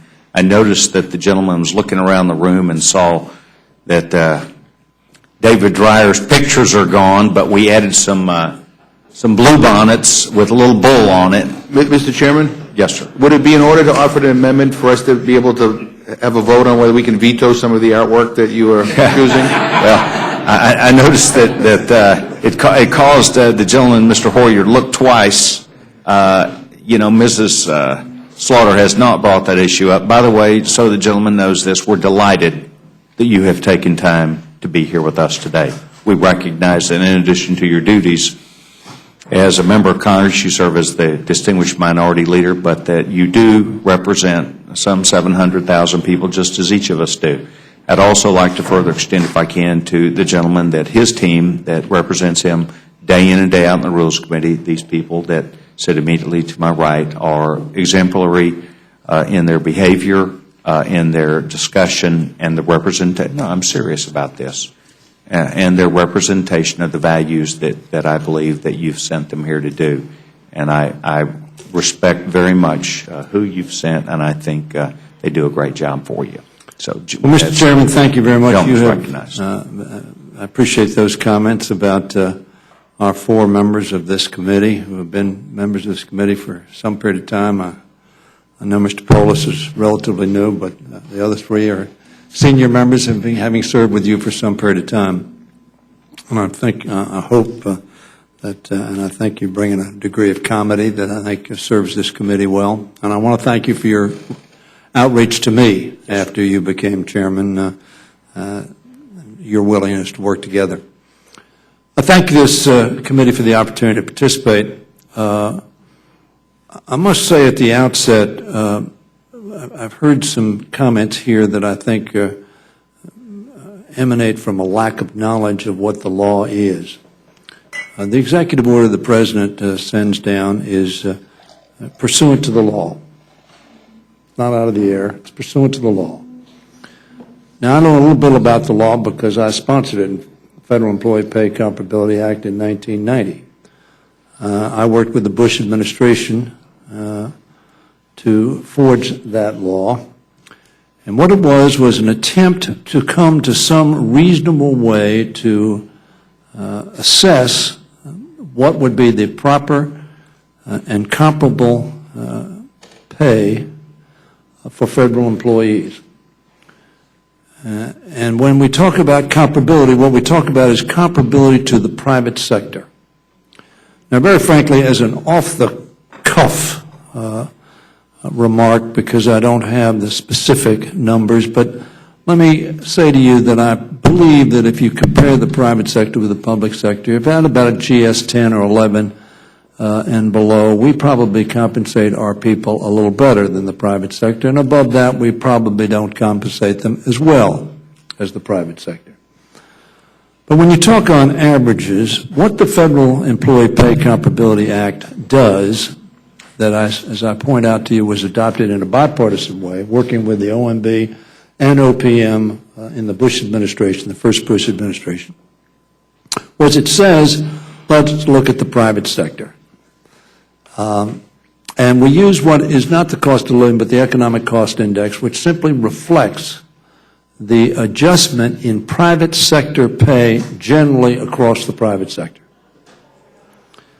And it then says that federal employees will get paid comparably. Now, why did we say that comparably? Because although Mr. Nugent mentioned, I think, the sheriff's office, what clearly the federal government needs to do, because the federal government performs some extraordinarily important functions for the American people.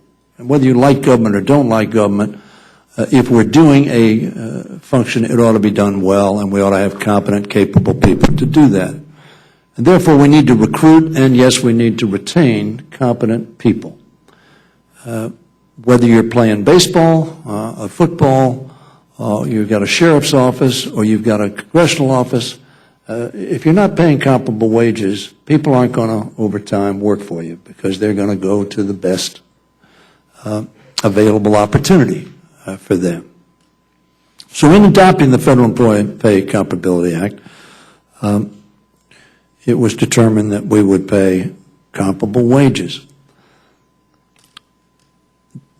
There are a number of administrations, Democrat and Republican, since 1990 that I've had this discussion with say, well, this system doesn't work exactly right. So what I've said to them, okay, fine. Come up with a better system. I said that to the Clinton administration. I said it to the second Bush administration. If you don't like this system, you don't think it's right, come up with a better system. They haven't done it. And the reason they haven't done it, in my view, is because it will generally reflect the same thing that we find now, that there's a disparity. It won't be uniform. Different skill sets. The higher the skill set, probably the less pay that we pay in the federal service.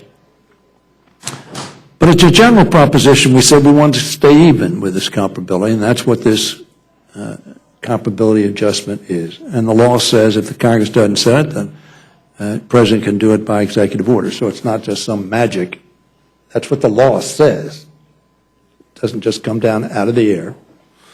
And so the President said, because we provided the CR, as the gentleman pointed out, only until March 27th, the freeze, we've now had a freeze for 2.5 years. That has cost federal employees approximately $75 billion. $75 billion reduction in what 3 years ago they would have anticipated making over the next 10 years. Understand that's a 10-year figure, not a. When you add in the reduction for new employees in the pension system, it's about $103 billion that we have already done. Now, with all due respect to the sponsor of this legislation, he's a brand new member of Congress.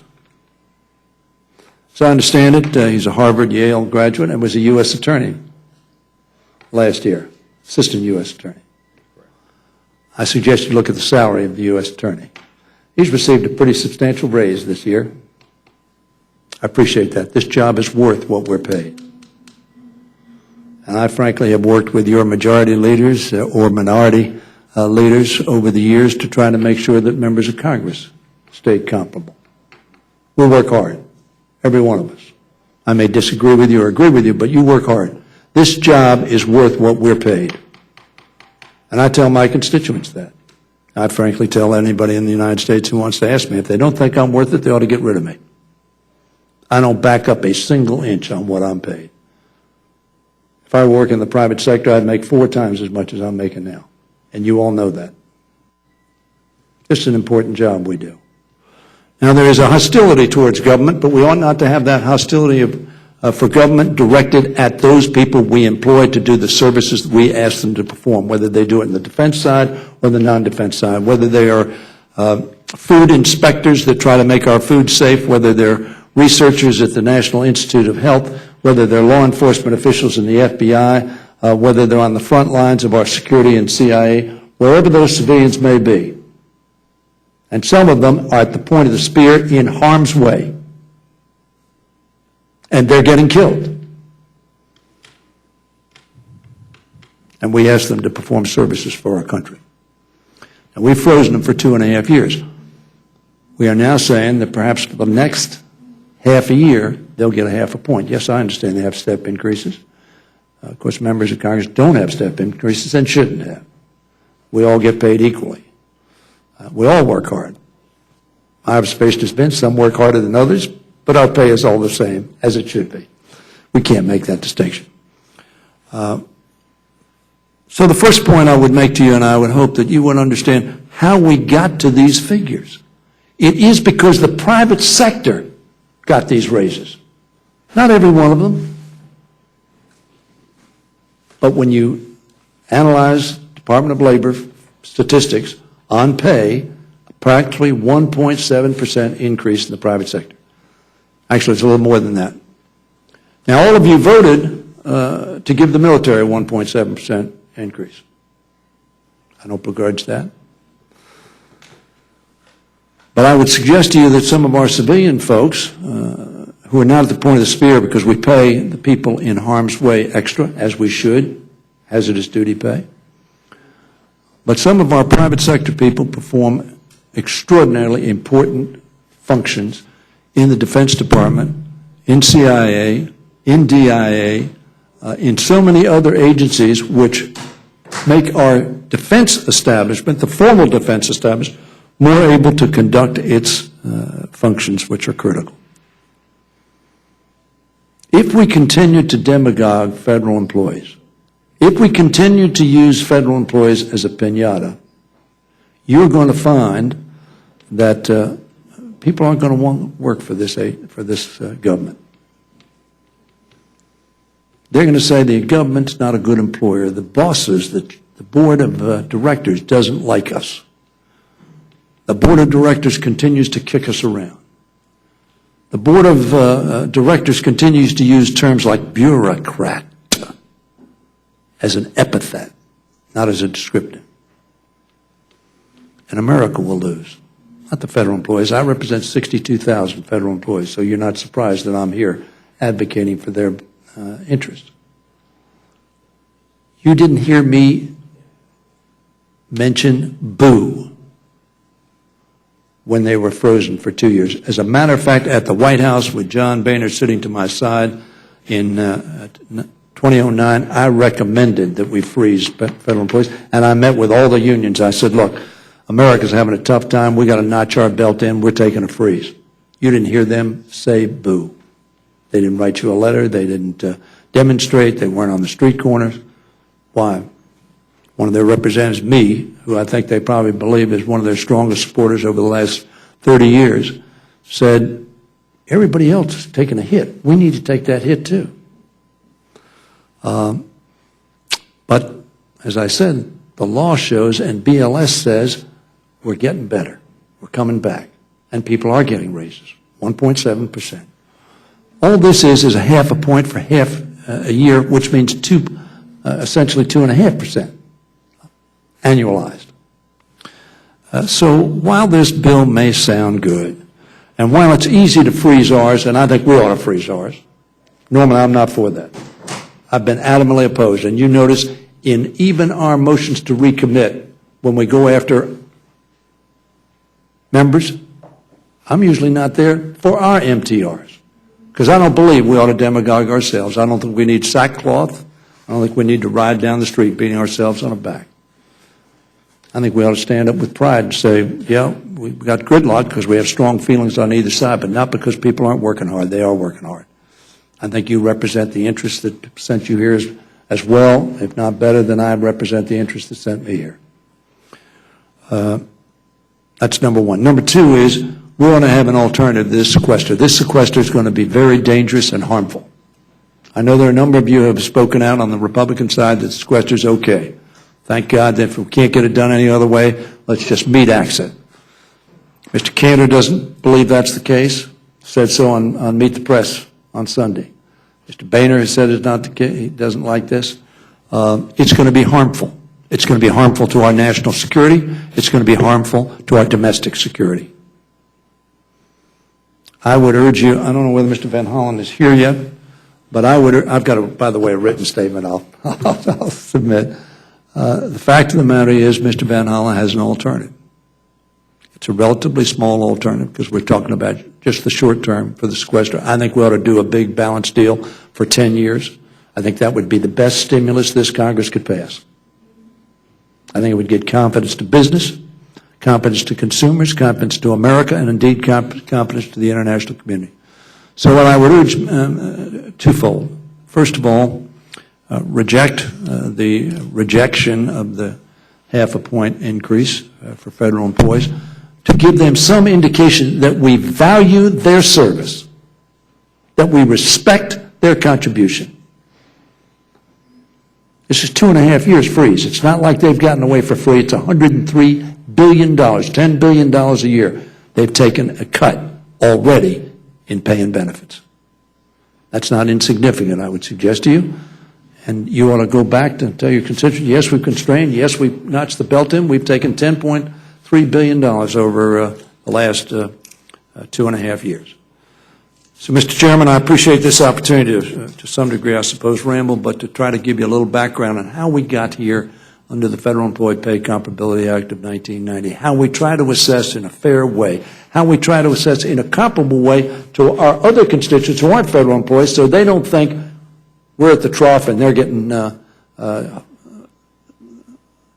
lesser. I was thinking of all sorts of phrases that probably ought not to say on the record. But the fact is that they're not getting as much. Because if we don't, whether Republicans, Democrats, pro-government, anti-government, or anti-government in the sense we want to see government small, I don't care how big government is. I mean, I think there's certain things we ought to do, but that's not the issue. If we have a small government, we ought to have few employees. If we have a large government, we want to do a lot of things, we're going to need more people. They're not at fault. We hire the people that we think we need to do to get the job done. And if we think we need to go into the field with Army and Marines, we hire more Army and Marines. If we need more food inspectors or more NIH researchers or more CIA intelligence officers, we hire more of them. We don't need them, we don't hire them. That's not the issue.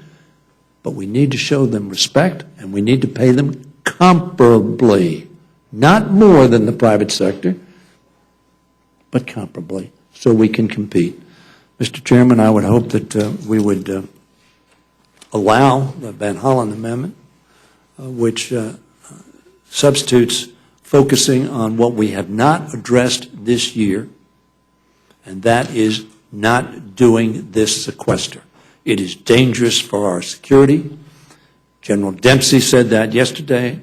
Secretary Panetta has said that. I believe it to be the case, but it is also dangerous to our economy. So I would ask you to allow the Van Hollen Amendment in order, and I would urge you to not support the freezing of this half point for the last 6 months of this fiscal year. And I thank you for your generosity. Yes, sir. I'm delighted that you're here, and the gentleman has used a lot of wisdom and experience today as he addressed this committee. This committee is always open to hearing from not just senior members of both the parties, but senior members that have wisdom and ideas. I think the gentleman knows that we're here because the federal government and the extensive debt that faces our country is a national security issue also. And it is causing all of us to have ideas about our future. I don't have to pretend I'm any different than anyone here. I am no different than anyone here, but will have a legacy of what now is 5 young boys that will follow me. And leaving our campsite, we're scouters, leaving our campsite better than the way we found it is something that I've always tried to do. I have 2 boys in addition to myself and my dad that are Eagle Scouts. And we are not leaving our campsite better than the way we found it. And we can all disagree on right, wrong, good, bad, who gets the blame, who gets the credit. But this is where we are. And I offered to the gentleman from Florida who offered this bill today my viewpoint that I felt like that his ideas were worthy to be debated today as well as yours. And I want to thank you for being here. Thank you. Mrs. Fox. Thank you, Mr. Chairman, and I want to thank our colleague for coming today, and I'd like to express to him also that I've had only a couple of dealings with his office, but my dealings have always been very positive. Your staff is great, and I want to compliment your staff. Well, thank you very much for that. I appreciate it. I've expressed it to you and others there too, but your staff's always been terrific. You know, all of us have federal employees in our districts, and I value the work of federal employees. I think that we need federal employees doing essential jobs, and I'm very grateful to them, and I'm very careful when I talk about the bureaucracy and the need to undo a lot of the bureaucracy that we have in Washington, to say that I realize individual federal employees work very hard. Many of them are very devoted to their jobs and do a great job. But I think we have to point out, again, on the sequester, and I think my colleagues have done great jobs in the comments they've made about this bill, but that the sequester was the idea of the president. I think we have to keep reminding people that that is the case, and that we have passed bills to undo the sequester, and we just haven't gotten any support from the president or the Senate. And frankly, I think sometimes when you and our colleagues on the other side of the aisle come to us and say this is what you should be doing, that the energy should be directed to the Senate, because we have put alternatives out there. And we will continue to put out, I think, good policies. And it's very unfortunate that we've gotten so little help from across the Capitol. And so I would say to you that I think much of the comments, many of the comments have been misdirected. They're coming at us. And we frankly have an unsustainable debt, an unsustainable deficit, and we need to do things to pull that in. So I thank you. I thank the gentleman. He's always very courteous and pleasant to deal with, as is your staff again. But I think it would be good if you would talk with your colleagues on the other side of the Capitol and say, how about taking up some of the good bills that we pass here in the House most of the time on a bipartisan basis, and take them up over there and present some alternatives to the American people. Well, I appreciate the lady's comments, particularly about my office. I will tell my staff, and I appreciate them doing that. I hope they deal with everybody that way. Also appreciate your views regarding the federal employees. Let me say, though, she and I have a disagreement on the sequester and whose idea it was. But irrespective of whose idea it was a bad idea. And I will tell you, Mr. Nugent's shaking his head, but my next comment is the cut, cap, and balance bill was introduced significantly before there was discussion of the sequester in the Budget Control Act context. And, of course, as you know, the fallback situation in your cut, cap, and balance bill is sequester. So the genesis of sequester preceded the Budget Control Act negotiations. So one could say, from our side, it's yours, and you can say the President suggested it as a possible way to get through the Budget and Control Act negotiations. But, frankly, that's an argument for this room. The American people don't care. They don't care whose fault it was. They don't care who put it on the table. But when it comes to fruition, they're not going to like it. And they're not going to like any of us. But more importantly than that, Madam Vice Chair, I think it's harmful to our country, which is why we ought to avoid it. Now, your chairman of your conference said just a few days ago, Mr. Lankford, that, you'd been passing bills, but he said you really needed to pass bills that the Senate would pass. Newt Gingrich gave what some of you have heard me refer to as the Perfectionist Caucus speech, which he gave in 1997. Tom, I don't know whether you were here at that point in time. Essentially, it was reference to the negotiations between President Clinton and Newt Gingrich with reference to balancing or trying to go forward on a budget. At which time Speaker Gingrich said to your caucus, essentially, look, who were very mad at Gingrich for making the deal with Clinton, look, he said the American public elected a Democratic president. They elected a lot of Democrats in the Senate, a lot of Democrats in the House. They elected a lot of Republicans in the Senate who don't agree with us at that point in time. And he said, but the American people expect us to get something done, so we got to compromise. And I will say, with all due respect, Madam Vice Chair, we need to pass stuff that the Senate can pass and the President will sign in order to avoid the sequester. We have a significant disagreement, as you know. We believe that in order to solve the problem short-term and long-term, you've got to have a balanced with revenues and with cuts. As you've all heard me speak, and some of my people express some reservations, we need to deal with entitlements. I'm one of those Democrats that says you can't get there from here without dealing with entitlements. But in my opinion, you can't get there from here without dealing with revenue. You're going to try. Mr. Ryan's going to offer a budget that in 10 years is going to presumably get to balance without revenues.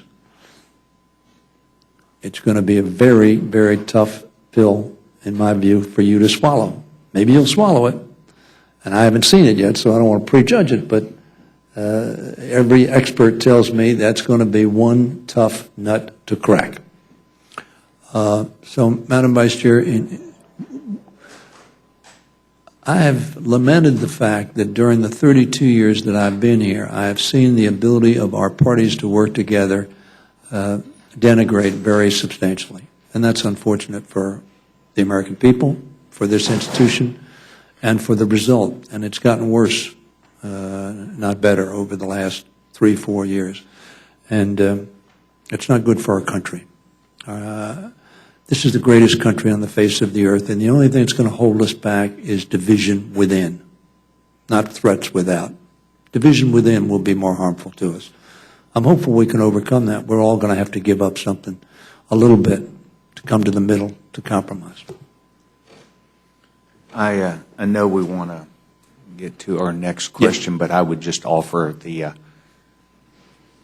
sobering knowledge that some 10,000 people, I don't know exactly, but about 10,000 people a day move to Social Security. But we're not creating 10,000 new jobs a day. And that the Republican, at least on this side of this dais, we're trying to encourage private sector job growth.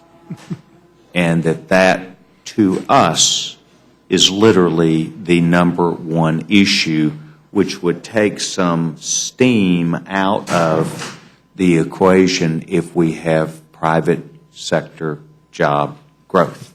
You and I'm not trying to put you on the spot, does no good. I'm not trying to do that, but there are efforts every day on job creation in the energy area and lots of other areas, and it's our hope and expectation that we'll continue to work together. So what you talk about is of high nature and value to us.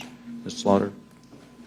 Much, Mr. Chairman, I appreciate it. Mr. Hoyer, eloquent as always. I appreciate your being here, and I'm mostly appreciative of the reasonableness of your testimony, because I agree with it. I find that people agree with me. Usually think I'm reasonable. I thought it was remarkable with what you said about this bill, and we've all discussed it a great deal, and I think for many of us, I think we've all expressed our respect and concern for the federal employees and what they do for us every single day. I work in a federal building in Rochester, and I will tell you that not a single person that works in there has ever said to me, what in the world do you think you're doing? We can't balance the budget. I have bills to pay. And I think more than anything, I agree with what's been said here today by many of us, that the fact that $103 billion has already been paid by the federal employees to cut down the deficit is more than enough, and that we should not punish them any further with this. So I say what I said earlier, because I know you're going to agree with me. I really do want Mr. Van Hollen's amendment to be made in order. I think it gives us all a sensible out. It does away with the sequester and makes cuts, as we all want to do. And this would be the second time, if we turn him down, that the ranking member on the Budget Committee has not been paid the courtesy of allowing his amendment, substitute actually, to be put in order. So I want to make that plea to join what you said as well. But most of all, I thank you very much for being here. I think you've brought a great deal to this hearing today. Thank you. Mr. Woodall. Thank you, Mr. Chairman. I tell you every time I see you, Mr. Hoyer, that my mother's a big fan of yours. God bless your mother. It is that standard that I have to live up to when I go back to the dinner table over the holidays.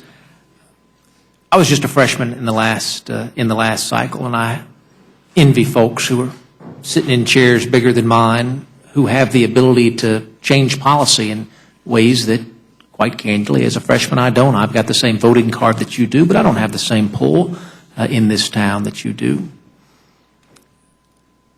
I was one of two Georgians who voted for the Joint Select Committee last cycle. I got a primary challenge because of it, but it was the right thing to do.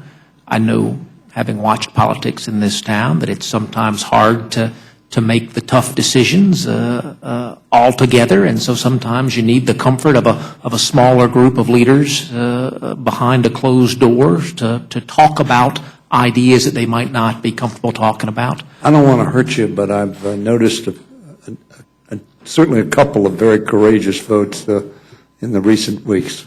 I'll just make that as an aside. There's lots of opportunities for that here. Biggest regret I have in my 2 years of service with a voting card, though, is that the Joint Select Committee failed. That I would characterize that as having worked on the Hill throughout the Gingrich-Clinton era, the largest opportunity, the grandest opportunity that this body has seen since 1986 to do something, maybe since 1983 in the Social Security amendments, to do something big, to do something that matters. because I want to go back home and tell my mother, as someone who had that pool, lots of blame to go around for why that panel did not succeed. Do you look back now knowing that these things that we're talking about today, whether it's the fiscal cliff or sequestration or continuing resolutions, all of these things that would not be on our plate if this Joint Select Committee had succeeded? Let me make a brief observation on that, but give you a little bit of insight. I spent Monday the 23rd, at least 3 hours, or maybe 4 hours on Monday the 23rd of November of 2011, pleading with 7 of the 12 members of the so-called super committee to come back to the House and Senate and ask for a 90-day extension of their mandate. It was clear in talking to Mr. Hensling and Senator Murray that they were not going to be able to get a deal in the next 24 hours or 48 hours. Wednesday the 25th, as you know, was their deadline to report. I urged them to ask the Senate and the House to extend their mandate for 90 days. Obviously, Thanksgiving and Christmas was coming up, and so I said 90 days. And they did not. They were frustrated. Both sides saw the other side as intransigent. All of us have an opinion as to who was right and who was wrong, but irrelevant, you're right. In my opinion, one of the problems was that the sequester was so estranged from the failure of the committee. And what I mean by that is, if the sequester had taken place December 1st, as opposed to a year and 1 month away from the failure, clearly everybody could rationalize, we can walk out of this room, not get a deal, not do the $1.2 trillion, and nothing will happen at least for 13 months, and surely rational human beings in 13 months, now 14 months, will solve the issue of the sequester, because nobody believes it is a rational process. Notwithstanding the fact some people are now saying it's the only way we can go. But I want you to know I spent at least 4 hours on that Monday the 23rd pleading with Mr. Hensling and Ms. Murray. If you talk to Jeb, he'll tell you, saying, stay at it. Failure should not be an option.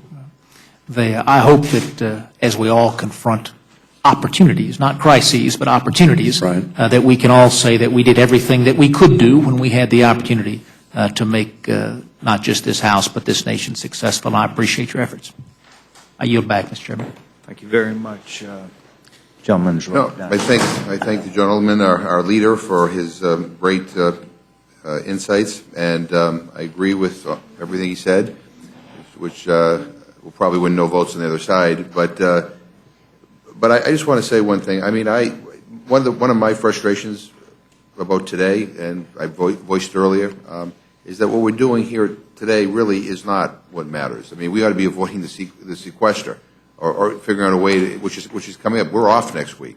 We don't have very many legislative days left, and I think what is surprising to me is it doesn't seem to be much urgency to try to avoid this. I think we all know it's going to be disastrous.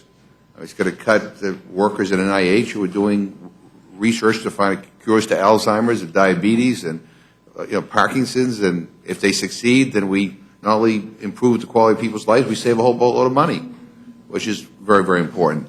But, this coming to the floor without going through regular order, without having the committees do their work. Maybe if the committees did their work, we might have some better ideas. But the fact of the matter is, we ought to be, that's what I think it's important that Mr. Van Hollen has his amendment made in order. We ought to be serious about trying to avoid this.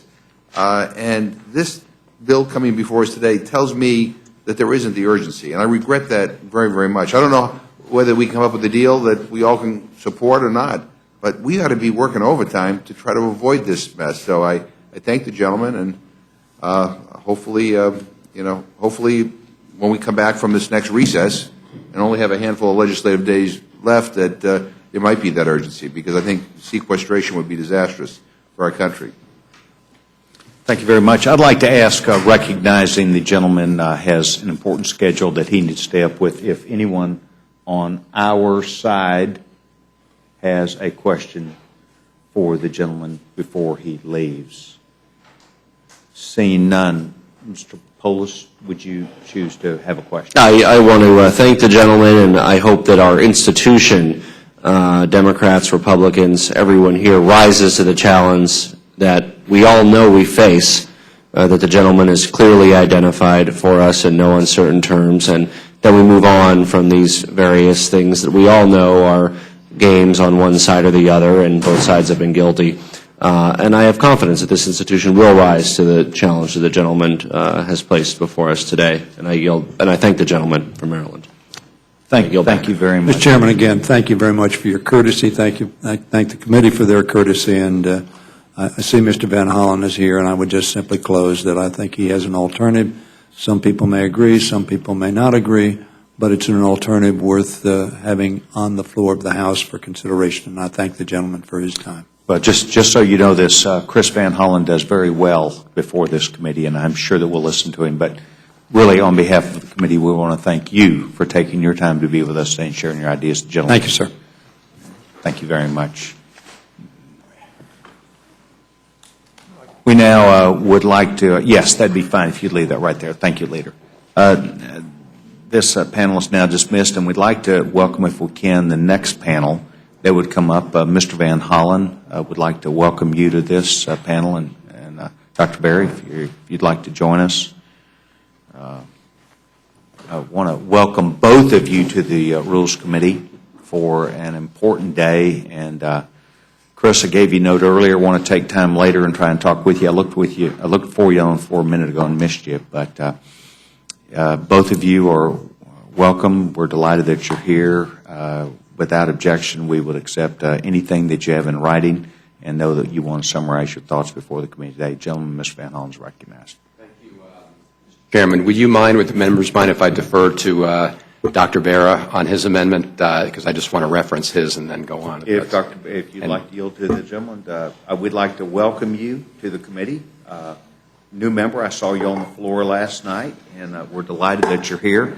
You're getting a 101 class in Rules Committee. We'll see if we can get Louise to invite you back at 2 or 3 or 4 in the morning sometime to really get you the rest of the tests that you might need to be prepared for. Oh, I've been in a lot of faculty meetings here, so this is nothing. Well, gentleman's recognized. Chairman Sessions, Ranking Member Slaughter, members of the committee, thank you for the opportunity to testify before the committee in support of my amendment. In the spirit of what Mr. Bishop suggested, my amendment is simple. It would sever the pay raise for members of Congress from the remainder of federal employees. If the amendment passes, only members of Congress would be affected by the underlying legislation. It's in the spirit that if Congress cannot act responsibly and find a way to achieve fiscal balance, then we should not receive a pay raise.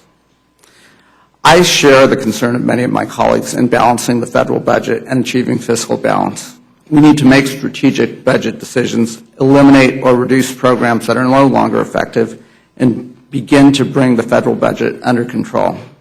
But we need to do this in a responsible way.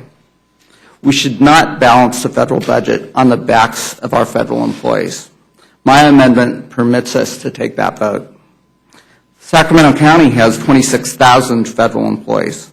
These are hardworking citizens in the Defense Department. Many of them are veterans, and there are many dedicated public servants. Why should we ask them to sacrifice more without first sacrificing more ourselves? Just a few weeks ago, 86 Democrats joined with the majority of Republicans in supporting the no budget, no pay legislation. I was proud to be one of those Democrats. Now is the time that we start setting aside partisanship and working together to start moving America forward. These are important things that we need to do. It is what we were elected to do. However, achieving fiscal balance on the backs of our hardworking federal employees is not a solution. I thank you. Thank you very much. Mr. Van Hollen. Thank you, Mr. Chairman, Ranking Member Slaughter, members of the committee. First, I want to say I'm proud to be a co-sponsor of Congressman Vera's amendment, which, as he said, just makes sure that members of Congress have their pay frozen. Right now, it's frozen to the end of the fiscal year. Congressman Bera's proposal would make sure that, like the underlying legislation that's being offered here, members of Congress have their pay frozen. But like others, Dr. Bera and Mr. Hoyer, I think the underlying legislation is a bad idea, not fair to federal employees. And I know you had a lot of testimony on that. I just would make a couple other points. I mentioned to Mr. Bishop in the hall, I'd heard the earlier conversation. You know, as part of the federal workforce, you have a growing number of contractors, federal contractors. And a lot of that work that used to be done by federal employees is being contracted out. And you often have federal employees sitting side by side in government agencies with the contract employees, where the contract employees are getting increased amounts of pay for doing comparable work. And so it seems to me if we're going to take a comprehensive look at this, we should take that into consideration because it's inequity and something that needs to be addressed in a comprehensive manner. The other point I would make, as Mr. Cole and members of the Appropriations Committee know, this legislation to take away the 0.5% COLA does nothing to reduce the deficit. It does nothing to reduce the deficit because the legislation doesn't change the spending caps. Spending caps remain the same. So it doesn't reduce the deficit by 1 penny, and yet it penalizes hardworking federal employees across the board. The real issue I think we should all be dealing with right now is the fact that in just a little over 2 weeks, we're going to see this across-the-board sequester cut. Mr. Woodall was in the Budget Committee today when we heard from Dr. Elmendorf, the Director of the Congressional Budget Office, who testified that if this $85 billion across-the-board cut takes effect, it will cost us 750,000 jobs between March 1st and the end of this year. 750,000 jobs. And that's impact is not just the assessment of Dr. Elmendorf. Republican leader Cantor said last September on the floor of the House that the across-the-board sequester cut would, and I quote, make unemployment rates soar, that it would, quote, set back the progress the economy has made. And he pointed to a study that showed that the sequester would cost 200,000 jobs in Virginia alone. That would have been the sequester from January 1st through the end of the year. Of course, we replaced the sequester for the first 2 months as part of the legislation to deal with the fiscal cliff. And we did it then in a balanced way. We replaced the sequester for the first 2 months with a combination of cuts and additional revenue. And that's exactly what my proposed amendment would do. It would replace the sequester, do it in a way that achieves the same amount of deficit reduction by spreading it out over a period of time so you don't have the big hit to the economy and disruption. And as Dr. Elmendorf testified today, if you do it that way, you don't get the job loss, obviously, because you're spreading the deficit reduction out over a longer period of time, achieving the same result for the deficit without the disruption to the economy and important services to federal employees. What's the composition of it? It's the same as the amendment we've tried to get a vote on the floor of the House 4 times before, I believe, including once already this session. It would replace the sequester with a combination of cuts in revenue. The cuts come from the elimination of the direct payments for agribusinesses, a provision that is actually in the House Republican budget and in the Democratic alternative budget and other budget proposals. We would also eliminate the tax subsidies for big oil companies, and we would apply the Buffett rule, and here's how that would work. For people with incomes over $2 million, it would say that you would pay an effective rate of at least 30%. Because all of us have heard lots of discussion in the presidential election and since about the fact that there are lots of tax breaks and loopholes in the tax code, tax expenditures.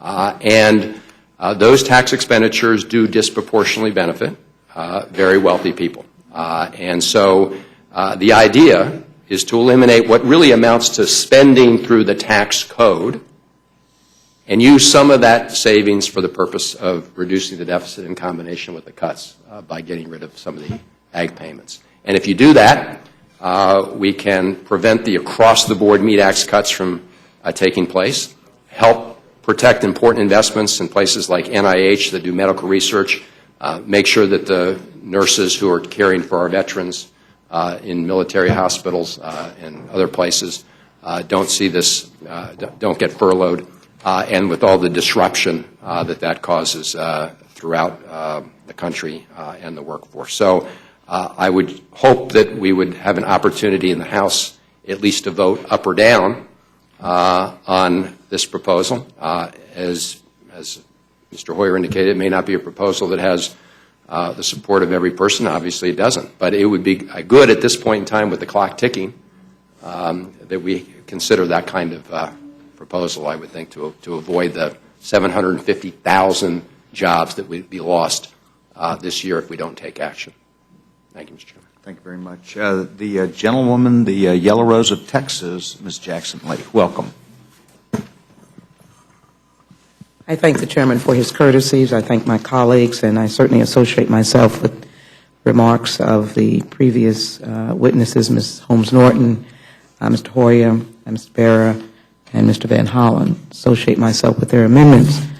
One might argue that the amendment I offer is one that would have a very tough time passing in this committee, for it strikes the entire language of the bill.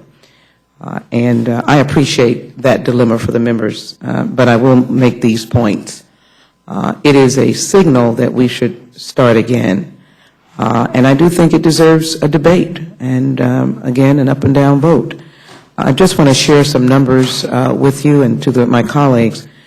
In my very large state of Texas, there are, at this point in time, 281,570 federal employees. But Virginia has 329,881, and the states vary. We know that the pay increases for the private sector have been almost 5%. We know that we've had a freeze on federal salaries since 2011, and we also know that this does not deal with congressional salaries. This heavily bears upon employees that are in Homeland Security, employees such as DEA, FBI, ATF, already suffering with their budgets. Being on the Judiciary Committee and on the Homeland Security Committee, those are truly first responders and are called upon for a number of issues dealing with the security of this nation. So I asked the question as to whether or not following through on legislation that provides a pay freeze for employees who have not had a pay increase really answers the question of where we are.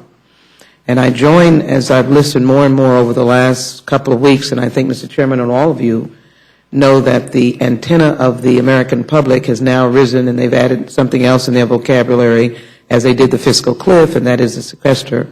Today was a day of community colleges, and everybody is fearful of what will happen. If that happens, you're cutting federal employees already, and I hope that we could avoid it. But now you're making us non-competitive for some very important positions by freezing their salary. I know this is a simple legislative initiative to, I guess, work on the debt. The elimination of the 2013 statutory pay adjustment for federal employees.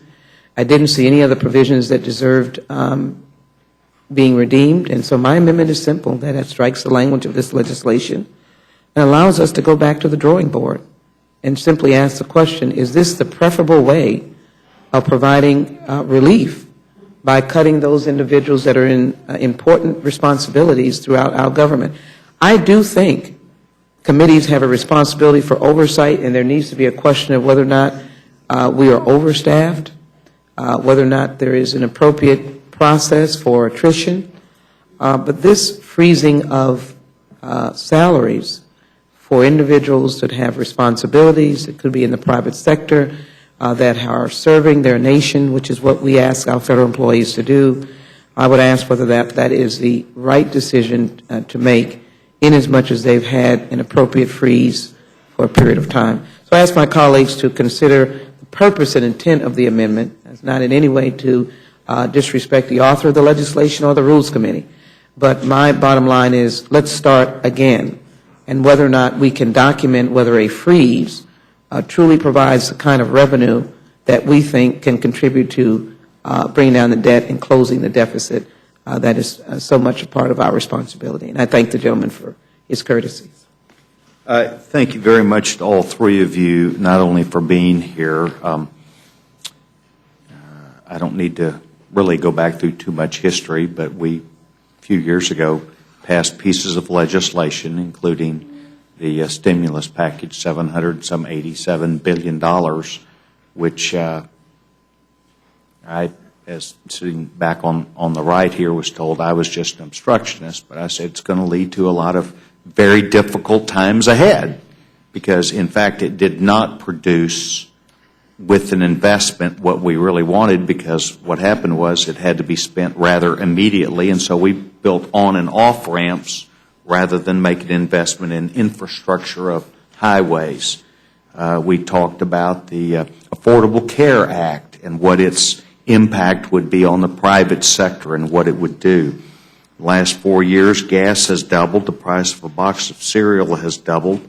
The average price of family buying their health care has gone from $13,700 to $20,700 in 4 short years. Unemployment remains, they call it stubbornly high. It's predictably high. It's not stubborn. We predicted this. The economists said, if you go do these things, this will be the outcome. I didn't come up here to try and manage anything but the success of this nation. I came up here, just as all three of you did and others, to come up and make our country better and stronger. But I came up to make tough decisions, and I knew that during the periods of time that I've served, that there would be good times and bad times. But what we do need to do is recognize that when we make decisions like sequester, I didn't like it. I liked the committee to be able to go and us fully answer the responsible way, and that is work together and gather up our pencils and paper and work hard. They were unable to make a decision. One group of people came up with a proposal that was voted down by the other. That's fair. But there was a backup to that, because the President of the United States was involved, and he said, I'd like for us, if we fail, if you'll get us out of this mess jam that I'm in right now, here's what I would say is the right thing to do. Well, I don't like it at all. But we have passed in this body twice an answer and tried to ship it to our friends in the Senate. They've not responded. They've not given us the favor back of a response. And so we find ourselves in a mess. I stand behind that vote. I didn't say I liked it, but I stand behind it, because what lay on the other side was worse than what lay on this side. And I said, I think we ought to make progress. We can all justify our votes the way we choose to, but the facts of the case are it passed, it's the law. We're now trying to struggle through it. We would welcome the United States Senate if they want to roll up their sleeves and get that done. I encourage us to do that. But with respect to all three of you, we're trying to deal with, and you are too, to come to this committee even when you don't think you stand a chance. You came here, and we wanted to give you a chance to let your ideas be heard. We value what you're doing, and I will tell you, this committee will always be open to you, to let you have your shot at us, and I respect and appreciate all three of you being here today. Mr. Chairman, could I just Yes, make a ma'am. comment to your Yes, ma'am. comment, fellow Texan? I thank you for your assessment. May I just make a couple of points? We all should recall the atmosphere of the time of the offer by the President. We were up against not raising the debt ceiling, and we had a sufficient number of votes that opposed us on raising the debt ceiling. Yes. And, this was not a frivolous offer of the President, but it was one that he thought with other minds that would incite an opportunity for compromise. So it wasn't as if the President pulled this out of the sky, but there was a decided crisis pending. The other thing that I would say is you made some very good points. And many of us in our districts saw always a better way to implement the stimulus funding, but I know that many of us cut ribbons, had celebratory opportunities where our constituents were saying this is just what we needed. One of the things that I've noticed with the stimulus in our districts is that it didn't happen right away. But what you're seeing now is an impact of the investment of those dollars, either by way of steady creation of jobs. I'd like it to be 500,000 a month, but we've had a steady increase, 200, 170. And so we've seen a steady increase, and that's growth. Last night the President talked about innovation. I frankly think that's the answer to bringing down the debt, growth, and innovation. The last point, for those of us from the area that we've come from, we have been blessed with an implosion. I never want to use that word explosion, but of natural gas. We have the opportunity, as people look at their gasoline prices, we've seen them go down from the East Coast to the West. But the point is we now have an increased asset that we will be able to use that counters some actions such as freezing pay for federal employees. So I'd like us to look at what we could do together, and I just frankly believe that the servants that we have in the federal sector, whether in Texas or New York, California, that it's important to say that they've had their share. Can we do something else to get where all of us would like to go? And I thank the gentleman for listening. Yes, ma'am. I do believe the gentleman was correct. Natural gas prices, not gasoline prices, have gone down. Gasoline prices have doubled in the last 4 years. Gentlewoman, Ms. Fox. Go ahead. I have no comments. Thank you, Mr. Chairman. Ms. Slaughter? Thank you, Mr. Chairman, and I thank the three of you for being here. And I don't have any questions, but I do want to use this time to make a statement that is very important for me to make, Mr. Chairman. You sort of struck fear in my heart when you said how nice it was for them all to come and they could come up here and talk. As a mother, I know the other half of that sentence is, but I'm not going to give you anything today. I want to make a plea today that we not do a closed rule. Mr. Van Hollen is offering us a marvelous opportunity to do away with sequester. Now, as I understand it, there are people in the Senate working to do the same thing, bipartisanship, I think, as well. Mr. Van Hollen is saying, don't mess around with trying to get the federal employees to help us get out from under our debt, but let's do something about this sequestration and do some things we should have done before. I think you talk about the agricultural subsidies, that we look at that because we couldn't pass the farm bill, which adequately, I thought, dwelt with those. The oil subsidies, which goodness knows the oil companies don't need, for heaven's sakes. They're flush. We would get rid of that. And I'm going to leave it to him to tell us what else is in there. I was glad you came back because I'm listed as the co-sponsor of your amendment.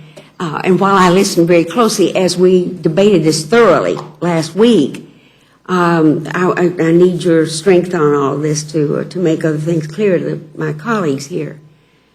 But I will tell you, I want to add a few figures here of my own that were given to me. This is from the Committee on Appropriations of Democrats. So you may view it with a jaundiced eye if you'd like, but I think it would worry you somewhat. But sequestration comes on top of $1.5 trillion in discretionary cuts. They're already enacted. And earlier in this meeting, I mentioned that those cuts, and it's borne out here, were the single largest cause of the economic contraction in the fourth quarter of 2012. And that is an important point to make. A study from George Mason says that there will have a loss of 2.14 million jobs. Nearly half would come from small business. Air traffic control would be drastically cut. Food safety, food medical product safety, which we all depend on. U.S. Coast Guard would be curtailed by nearly a quarter, 25%, jeopardizing maritime safety, drug interdiction, migrant interdiction, navigation, and flow of commerce along the waterways. I'm not going to go through all this, but I hope I'm really giving you something to think about what we're doing here. U.S. Customs and Border Protection, they would be furloughed for up to 2 weeks. federal law enforcement would be really severely cut. State and local law enforcement, they count on us. FEMA, education, the cuts in education would be extraordinary. Water infrastructure, reduction in health, research, and preparedness. As a scientist, I tell you, and Dr. Bear, I'm sure will bear this out, you do not turn research off and on like a faucet. Once you are doing it, you have really got to continue with that. National Science Foundation, the great cut in that, the grants that we, termination of $35 million in facilities contracts. Centers for Disease Control and Prevention, and I can tell you from the work I'm doing with antibiotic ineffectiveness that we need it very much, what they're saying there. Community health centers, 900,000 fewer patients. I'm not going to go on with this because it may not impress you. But what I do want to impress you is if you turn down Mr. Van Hollen today, that will be the second time in a week, that the ranking member of the Budget Committee, who is trying to come up here and have a suggestion that we could save what other people who are very good in economics have said could be worse than a depression. Now, if Mr. Van Hollen today, because the Rules Committee cannot graciously grant him the right to present this amendment on the floor tomorrow, and sequester occurs, and I know I've read quotes of 6 or 8 people today that said it will, and these things take place, do you think that none of us are ever going to mention that Mr. Van Hollen came up here twice and tried to save it, but this Rules Committee, the people sitting here on this Rules Committee this afternoon prevented that from happening? Prevented the rest of the 435 members of this House, 434 I guess right now, from even discussing it on the floor? We don't have anything to do here. All we're going to do tomorrow is this rule. Surely to goodness we can give the rule and grant enough time for general debate that Mr. Van Hollen can make his case. I think it would be one of the worst miscarriages of jurisprudence and what we're supposed to do as elected members to fail to give to Mr. Van Hollen the opportunity to present this to the House of Representatives and to the people of the United States who, believe me, strangely, I hear it all the time and I know you do too, are really paying attention. I can't tell you how many people watch this committee every single day that we're here and pay very close attention to the floor. But I know that the CEOs, I know that the military, I know the other people out there grinding their teeth and wondering every day, what in the heck are we doing, will not take kindly to the fact that the opportunity to avoid the sequester, to make the cuts that Mr. Van Hollen is suggesting, and to give us then some breathing room and some time to come up with what we all hope is real tax reform. There's something that is thoughtfully done by regular order. We haven't seen that this entire year, but we'd like to get back to that habit. So what my plea is to my colleagues here, for goodness sakes, I've been up here long enough to know what we're all supposed to do. But every now and then, I hope that the idea of preserving our democracy, doing our job, being able to face the people we represent will require us to really vote our conscience and say today that we'd like to hear from Van Hollen. Save us, Mr. Van Hollen, from this bill by putting a substitute that we can support and get that thing off because further taxation and absolutely almost stealing from the federal employees is not going to solve our problem. On the other hand, what Mr. Van Hollen has offered to us today could. Thank you very much. I thank the gentleman. And just to provide some bit of a context, I have several times publicly encouraged the Senate to take us up on the 2 offers that we had sent to them. I saw the Majority Leader last night. I should have gotten his time, but I'll send him a copy of the bill. It perhaps is a good idea for the Senate to do their job and send us over something. Let's go to a conference. Well, there's time.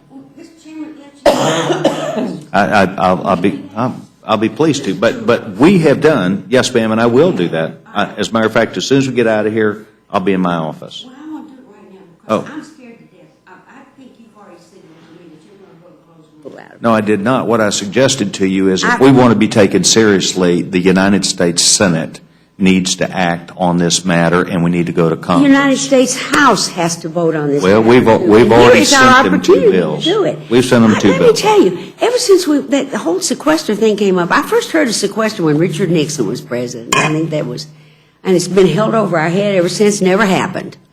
We've done a lot of firsts, and I really believe, as sincerely as I can tell you, I mean this from the bottom of my heart, I think this is a turning point for us here this afternoon to be able to get, we're not even going to be here next week. Mr. McGovern pointed all that out. When in the wide world are we going to deal with some of this? Well, and we're doing bills like this with other sequestration. I think that's all any of the rest of us are thinking about. For mercy's sake, let the man have his amendment. He's giving the courtesy as a ranking member if you can't do it any other way. But let's at least have the opportunity to put this on the floor and discuss it as we are supposed to do and see the will of this House. Do you want to go to do away with sequester, to make some cuts, or do you want to just say to the federal employees, well, tighten your belt a little tighter, we're coming after you again? That doesn't seem like a very sensible grown-up choice to me. Well, you know, And I thank you for your time. Yes, ma'am. Let's suppose that you're at least possibly correct. We have had two different times through the committee where we sent to the Senate sequestration bills. This today is not about sequestration. We tried last year. We tried. What you did last year does not apply any longer. We are in a new term. Well, I think the Senate knows what we're interested in doing. We're interested in hearing from them. So what I would say to you is we're not here today about sequestration. We're here today about the stated When are we going to effort. be here about sequestration? Well, I've already Are we ever suggested going to to be here you. about sequestration? I've already suggested to you. And why in the world, if everybody in the world is waiting for us to be here about sequestration, why aren't we here about sequestration? Well, as soon as the Senate wants to pop up their head So and we're not say, going to do "Here's-" anything to the Senate, does it? Well, we have done that. We've tried to negotiate. I think that people recognized a few weeks ago that there was no effort, any from the White House, to change their plan to signal with us. When they will signal to us what they're interested in doing, other than a tax increase or increasing gasoline prices, which is what Mr. Van Hollen's bill would do, substantially raise gasoline prices, which would mean that consumers and people back home have to pay more for gasoline, so fuel prices go up, food prices go up, and we just continue this trend. I don't know if that's the answer. Let's let the President suggest another alternative. It was his idea. I'm open to listening, and I would like to talk with you after this if you'd Well, like I'd be to talk happy it to do it, in. but I'll tell you, I played that game when I was a little kid, and who was going to blink first? Well, I'm not blinking, it's the law. We're grown-ups now, and the future of the United States of America and the economic health of the United States of America is in our hands. We can't escape that. And to say that I'm going to sit here and wait for the Senate to come and do something, I mean, I'm not down here to do that. Well, okay. We'll wait for the President then. He can speak with a single voice. If the President wants to change the mission that we're on, he signed the bill. It was his idea. The President's Mr. one. Chairman, you know Congress doesn't work that way. Well, I do know that. The President's not going to come in here and preserve us from having to do something. Well, the Vice President sure did at the end of last year. With concurrence of the Congress. Well, but they started somewhere.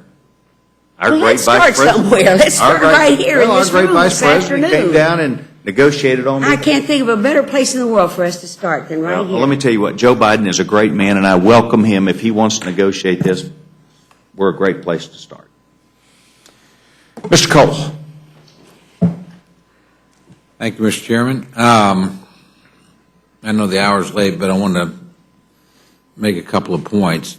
And I do have, as I've said earlier, have concerns about the bill itself, which is the main vehicle here. I haven't made a decision on what to do on that, and I'll have to do that before we vote on it. In terms of Mr. Van Hollen's amendment, and I have enormous respect for you, I have similar concerns, because to me it's more like a bill than an amendment. It's actually more substantive than the bill you're trying to amend, much more sweeping. Now, I can look through it pretty quickly and pick out the parts that I know I would not like and would probably keep me from voting for it. But to me, it really should be treated as a bill, and it should move through regular order. And attaching it to this particular bill, which is much more narrow, much more focused, got its strengths, got its weaknesses, I think, is also a little bit of a violation of process. Now, we all around here talk a lot about regular order, and each of us and each side has routinely violated that for one reason or another over the years, and I regret that. But I know our side has transgressed, and this actually is an example of that.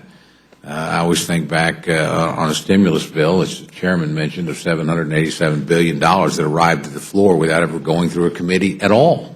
That was a pretty extraordinary violation of process. So I guess we could all throw rocks at one another, but we've got to get back to a better way of doing things, because I don't think either of us are satisfied with the product that we're coming up with right now. On sequestration, if I may finish my Certainly, point. of course. And I certainly would then yield to the gentlelady. I think it's a really bad idea. I think we all believe it's a bad idea. And I would like to see us find a way around it. Now, I worked with my friends in a bipartisan fashion on the fiscal cliff, and we found a way around it. I worked with my friends on Sandy in a bipartisan way, and I think that was important. I really do. And I know other people on my side have different opinions, but when Americans are in a disaster situation, you help Americans. You just do it.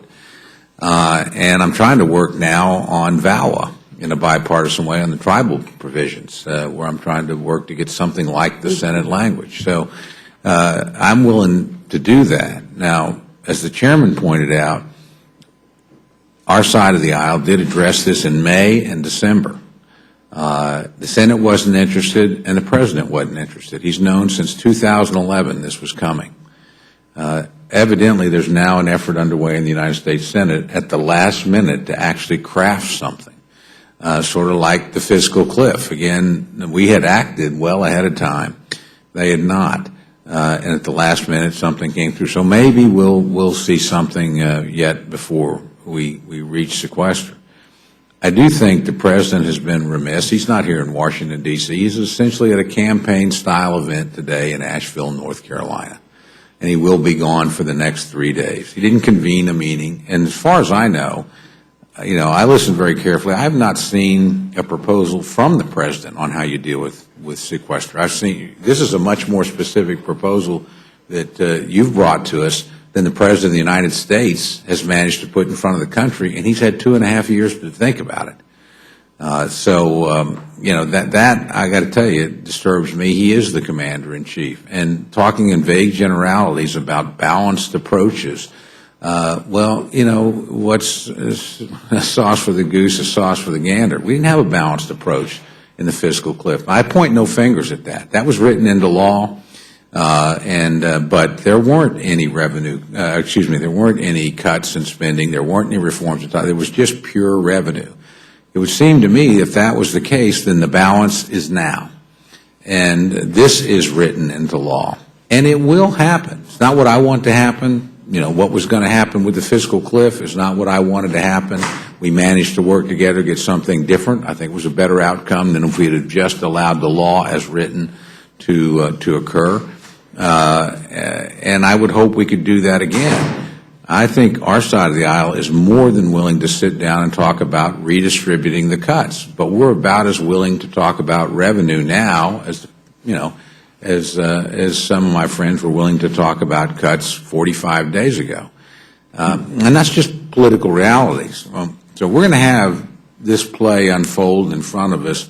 And this is the second act of what I think is a 4-act play. The fiscal cliff was the first act. We have this.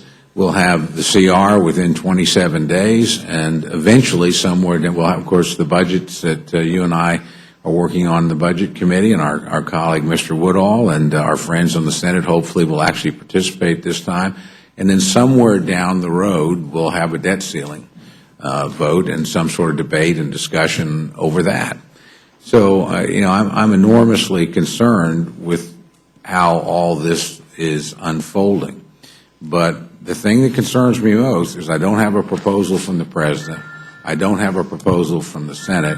I'm glad my friend has a proposal, but I think it ought to do what our proposals did in May and December, and that's go through committees in regular order. I think it's a little bit too big to put right on the floor. This is a great committee. It has the ability to do a lot of things, but we don't have the ability to amend your amendment. We can't really sit here and do what we would do in a committee to this. And, parts of it we would accept, and other parts we would disagree about vigorously, and one of us would win the debate. And for something this big, it seems to me that's the way we need to go. So I hope we get there. The gentlelady has a point to make, and I want to yield to her. But, I'd be more than happy to stay here next week. I'd be more than happy to do whatever. I think probably people on both sides of the aisle would be. But I look around the room, and other than my friend Mr. Bishop calling you the speaker, most of us are not maybe right at the pay grade that need to have some of this discussion. We have leadership on both sides of the aisles in both chambers of commerce, and most importantly, the President of the United States. And to my knowledge, he's not convened a meeting. He's not asked to deal with this. He's not put forward a proposal publicly. So I hope we get there. Let me yield first, and I certainly, having taken that much time, certainly want to give my friend time to respond, but gentlelady. Well, Mr. Cole, I don't want to miss this opportunity to tell you you're absolutely right. There is blame enough to go around. When we were in charge, can sometimes be really pretty awful, and nobody appreciates more than I what you're doing on VAWA. It's terribly important we get that done.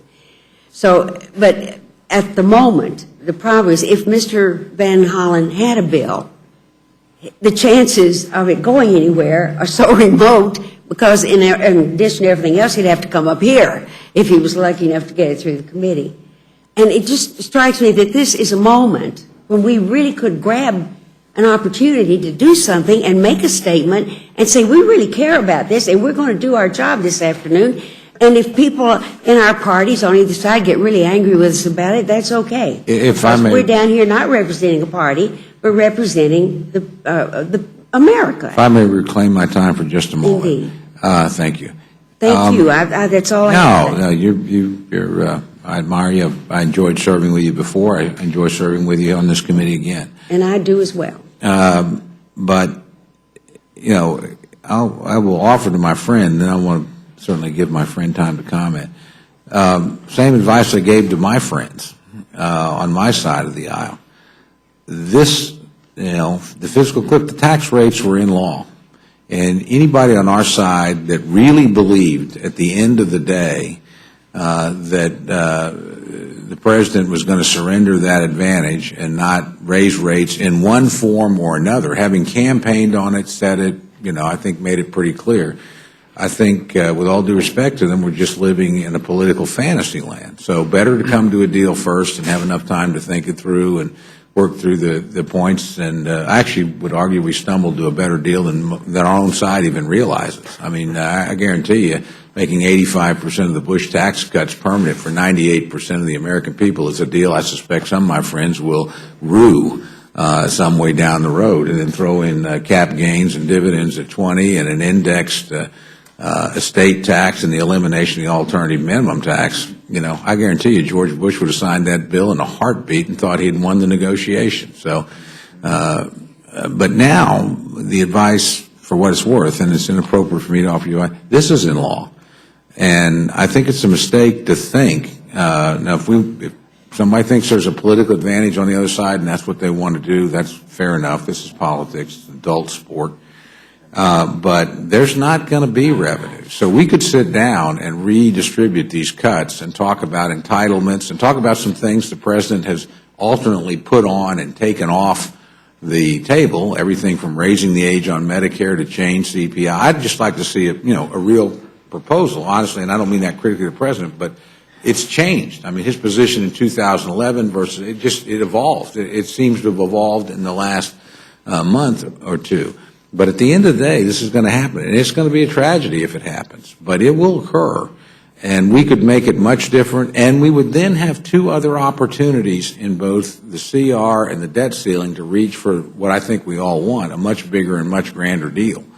But to sit here and think that revenues are likely in this period, even if it's what you want to happen, and I know certainly some people do, it's just politically not going to happen any more than what my colleagues wanted to happen, which was somehow there would be no rate increase, was going to happen. And we can fight and flail and try to position all the way to the end, but that isn't going to protect Mr. Bishop's workers. That isn't going to protect mine. That isn't going to protect yours or anybody else's. So I just wish the appropriate parties would sit, and I cast no aspersions on anybody, certainly in this room or anyone, but they need to sit down and hammer out a deal. And look, I've demonstrated I can vote for deals, so we'll see. But this deal will have to be pretty much a no revenue deal to have any chance of getting through this body. With that, again, I took an extraordinary amount of time. Thank you, Mr. Chairman. I want to yield to my friend. Thank you, Mr. Cole, and as you know, I have great respect for you, and it's been a privilege to work with you on a number of issues, and I think you raised a number of good points. I do believe that the conversation we're having now gets to the core issue, which is that if we're going to reduce our long-term deficits in a way that many of us think is necessary to preserve important investments, and also keep important commitments when it comes to retirement and health security, that we're going to have to do it in a balanced way. And that means additional cuts, and this amendment I'm proposing contains some of those cuts with respect to direct payments and ag subsidies. I think it also means additional revenue. Now, I know you've said it's a political matter that's going to be hard to move forward on, but I would just argue as an economic matter in terms of solving a problem. It needs to be part of that long-term solution. And as you know, the reason the fiscal cliff agreement that was passed did not have any cuts was because the larger agreement that had been discussed between the Speaker and the President that include cuts and revenue could not pass this body at that time because of the revenue component. And therefore, when the President had been proposing a overall proposal of $1.2 trillion in revenue and $1.2 trillion in cuts, the cuts including over $900 billion plus the interest savings on the cuts, which is what Simpson-Bowles, as they counted it, that would have been a proposal. It would have been tough for both sides, actually. But it would have been a proposal that resolved these issues. At that time, the Speaker said he had a plan to raise $800 billion in revenue by closing tax breaks and loopholes. He said it on multiple occasions. Every one of those tax loopholes and tax breaks the Speaker referred to are still in the code. Gentlemen, yield. We would love to take his proposal off the shelf, couple it with a proposal to take cuts and resolve this issue. And what I would say is the proposal I'm offering today is really an interim proposal to prevent the 750,000 jobs lost between now and the end of the year, to give the regular order a time to work on. And the only other thing I would add, Tom, is that this is the second time this Congress, but I also offered this when we had the Republican sort of grand plan, and we didn't get an opportunity to vote on this as an alternative then. And it certainly would have been appropriate then. And this bill, as others have pointed out, this bill before us today is also here not under regular. As a minor point, and I hesitate to ever speak for the Speaker, but I suspect he would think you've got at least $650 billion of that $800 billion already. That was the rate increase. So the idea that doesn't count toward his $800 billion, I think he would probably dispute you a little bit on that. With that, I yield back. Thank you very much. Mr. McGovern. Mr. Cole refers to this being a four-act play. I don't know of a four-act play that has been anything but a flop. I mean, that's the problem here, and that's one of the things that is that concerns me about this whole process. I mean, I talked to Republicans and Democrats who repeatedly lament the process that we go from one crisis to another crisis to another crisis in short intervals. So they don't feel they're at liberty to invest or to plan. There's nothing that's predictable.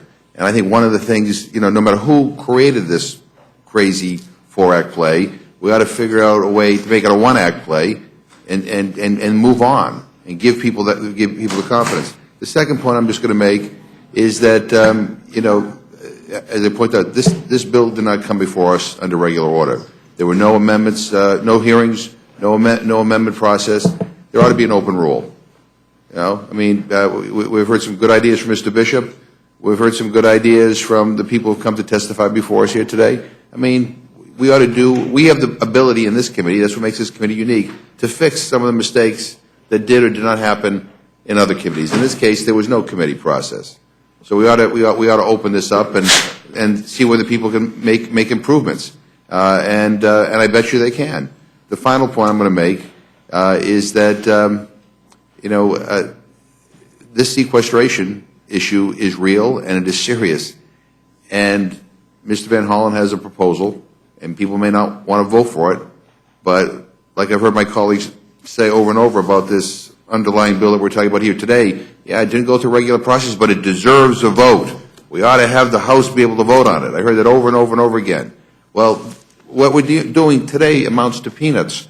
What Mr. Van Hollen is proposing is something that will actually save jobs and help us avoid a crisis. So that deserves a vote too. And this committee has the ability to give it any waivers or whatever it needs. And that's the great thing about the Rules Committee. You can do anything you want here if you want to do it. If you don't want to do it, that's another thing. But I think given the way this has come before us, given the seriousness of this sequestration issue, we ought to extend maximum latitude here to have members be able to work their will on the floor. And I hope that we do that. I thank the Mr. Woodall. Thank you, Mr. Chairman. I did have an opportunity to be with Mr. Van Hollen today at the Budget Committee, and I've told all my colleagues exactly what you said here tonight, Mr. Van Hollen, and that is that the CBO is unequivocal about the impact of the sequester. Though I thought it was interesting that they said they were unequivocal about it only because we're not at full employment today, that the very same policy of reversing the sequester that might benefit America this year because we have a jobs deficit would be detrimental to America 5 years from now when we were at full employment. Thinking about pay raises and how fortunate so many Americans are that they're employed at all, does it make sense to you that would make federal recruitment in these times also easier? That if there are fewer jobs out there for top-notch qualified folks, and that's why reversing the sequester would help to create needed jobs, then it would also be true that federal employers would have an easier time hiring folks today than they will 4 years from now, 5 years from now, 6 years from now. Well, Mr. Woodall, I would argue that while we would all like to see stronger economic growth and job growth, the fact is the economy is now growing. We have had, since March of 2010, 6 million jobs created, so 35 consecutive months of job growth. And the issue with the sequester, as Dr. Elmendorf testified today, is you will set back the pace of job growth by 750,000 jobs this year. So I guess I don't see the logic, and I know you're not suggesting this, in saying we want to intentionally maintain a weak economy in order to create a situation where people would be more willing to take federal jobs for lower pay. But I think what we all want, and I know you want it too, is for the economy to continue to improve. And I would just point out again that the federal contractors, for the most part, sometimes you sit side by side, and we're taking back that too, with federal employees, or they're continuing to see, they're not getting their pay frozen. So I don't think that it makes sense when we're trying to attract a strong, good workforce to say we're going to freeze pay for the third year in a row. And the last point I would make is if you look at actually the savings we've achieved over the last couple of years, we've already, in addition to those pay freezes, we have reduced the retirement benefit of federal employees who started working January 1st. So we've already significantly, in fact, reduced their effective take-home pay of federal employees who started January 1st. That was one of the things we did within the last 2 years by increasing the contribution of federal employees, which is fine. I mean, these are new employees, but to your point, especially as the economy improves, which we all hope it will be harder to attract some of these people from the private sector. And in fact, in the cybersecurity space, we're already the federal government's having a hell of a time hiring people that we need to protect ourselves because they have much more competitive offers already in this market. I'm told that there are only 3 Fortune 100 companies that still have defined benefit pension plans. So while it is true that we're making ours tighter, beginning with folks who were hired January 1st, that still puts us in the top 97% of large employers across the country. I hope we can take some, for folks who support that program, some pride in that. Let me ask you this. I heard Mr. Hoyer say as he left that he did everything he could to make the Joint Select Committee successful. I know you actually represented it with hours and hours of your service.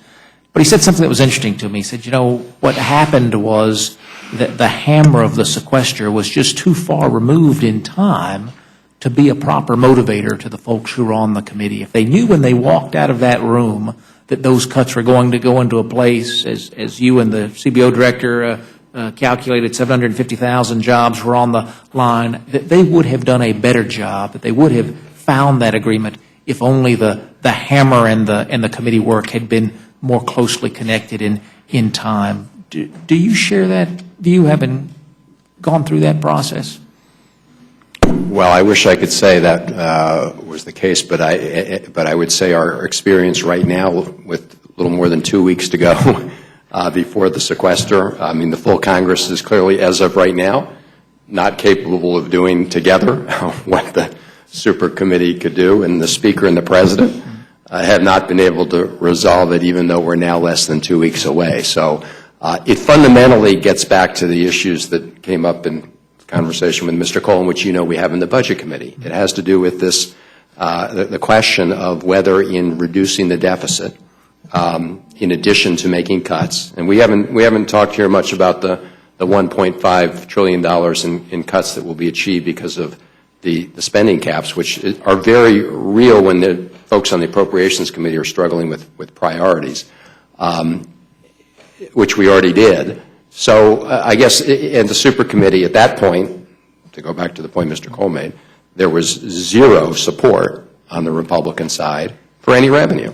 And let's be real, the only way we were able to realize it is because it was in current law, and it was only when it got to January of this year and became inevitable as a matter of current law that we got any revenue at all. During the entire period of the super committee, the position taken, and you know people are free to take the positions, was not one penny of revenue as part of deficit reduction. I certainly don't doubt your characterization of events. Again, you knew them much better than I do. It would surprise me, though, since every member of Republican leadership and most of the members of the conference all voted for the budget that we passed out of our committee, which, as you know, moved revenue up from about 16.5% of GDP up above 19% of GDP. In fact, not only did we do that in the budget, but every member of leadership, as well as most of the Republican conference, also supported in August of last year a tax replacement bill that said we will only consider tax replacement bills that move revenue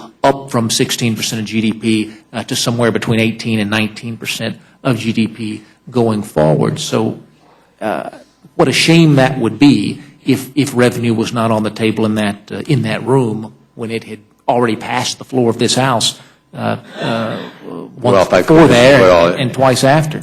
I think we're talking a little bit past each other here, as you know. I mean, revenue grows as the economy improves. I mean, the reason You know, we can say revenue was at the lowest percent of GDP a few years ago. It's not because tax rates were down. It was because there was less economic activity to generate revenue. Now, as the economy improves, obviously revenue will go up. But I think as you're going to find this year when you put together your budget, that $600 billion over 10 years is going to help you a whole lot in reaching your targets if you decide to keep that revenue, which is, of course, opposed by a majority of our colleagues on that side, but that's going to help you a whole lot in meeting, and that's our point, that's a component of reducing the long-term deficit. It's not the whole component, but it's a component, and so when I talk about revenue, I mean those changes. And the last point I would make, Mr. Woodall, is you keep talking about how we're going to get to revenue 19% of GDP. Well, the last time we were anywhere close to the balanced budget was the last time was 20% of GDP. And I would point out, people keep saying since World War II, this came up in the Budget Committee today, since World War II, you know, we've had these revenue levels about 19% of GDP. I think since World War II, at least since the Eisenhower administration, we've only balanced our budget about 5 of those years. So my point is that we got to take both. This, all I'm saying, and I'll close with this, you got to deal with both parts here. You got to deal with revenue. You can say we're done with it. I would argue that compared to even Simpson Bowles, the president's revenue request right now is less than the bipartisan committee Simpson Bowles. Interesting proposal. when you go back and look at those Clinton years that you're referring to, Clinton-Gingrich years. You're absolutely right. You saw a huge spike in revenue as a percent of GDP. You also saw a corresponding reduction in federal spending as a percent of GDP. Perhaps we'll be headed back towards those same diverging lines here in the future. But I'll close with this. You said something very interesting when you opened your testimony. You said, I just want to make it clear to folks that this is not $11 billion worth of deficit reduction. This is just $11 billion that's going to come out of federal salaries, but it's going to stay within the budget cap. In the underlying bill. That's right. That's right. And I thought that was so important because I think about the comments from my friend from New York, my friend from Colorado, my friend from Massachusetts. They've all talked about community health centers, NIH, taking care of our veterans. And what you're saying is that it's not that this is $11 billion out of federal employees' salaries that's just going to go out into the deficit reduction sphere somewhere. This is $11 billion that was going to go to pay federal employees, but is now going to go into all of those very important programs that those federal employees are in charge of today. For the nurse whose salary is not going to see a COLA, her patient is going to get the care. For the CDC researcher in my area who's not going to get the COLA, we're going to see that money go back into CDC research, on and on and on. And I defer to your expertise on those issues, but in this town where we talk so much about deficit, it's important to remember what you said, and that is that this is not about deficit reduction. This is about reprioritizing dollars from federal employee salaries into the missions that those salaries go to support. If I guess, Mr. Wood, I was responding to the author of the bill who was sitting right here when I was sitting right there, who sold this bill as a deficit reduction effort. And so my point was this doesn't reduce the deficit by 1 point. And I would argue, as I think some of your colleagues have as well, that for the third year in a row, not even giving federal employees a partial cost of living increase, it will over time make it more difficult to attract the kind of people we want to do important work. No question. I thank the gentleman. I yield back, Mr. Chairman. Mr. Polis. Thank you, Mr. Chairman. I'm going to address both Dr. Barra's and Mr. Van Hollen's amendment. I'll start with Mr. Van Hollen's. It's my understanding that this amendment pays for undoing the sequestration for the rest of the year on both the defense and non-defense side. Frankly, I think that it should be made in order. There's no doubt about that, and I plan to vote for making it in order in the committee. I do have problems with supporting the content of the bill, and for a couple of reasons. One, it undoes the defense sequestration. Now, one of the reasons my constituents sent me to Washington was to cut defense spending, to cut government spending. I ran on reducing defense spending 20%. I feel the sequestration, is it my understanding it's about a 10% cut in defense spending, the sequestration? I guess it depends how you calculate it, whether it's that's correct. 9 months a little or less a year. That's right. Yeah, and I think that's a good start. I think there's additional savings to be had. And frankly, my constituents agree that spending more than we can afford on defense makes our country less safe, not more safe, by making us economically beholden to other nations. We are less secure because we spend beyond our means in defense. And frankly, this 10% cut in defense and sequestration is an excellent start. We will build upon that. We will find additional savings. But I cannot support this amendment because it undoes the progress that we can make with sequestration on substantial defense cuts.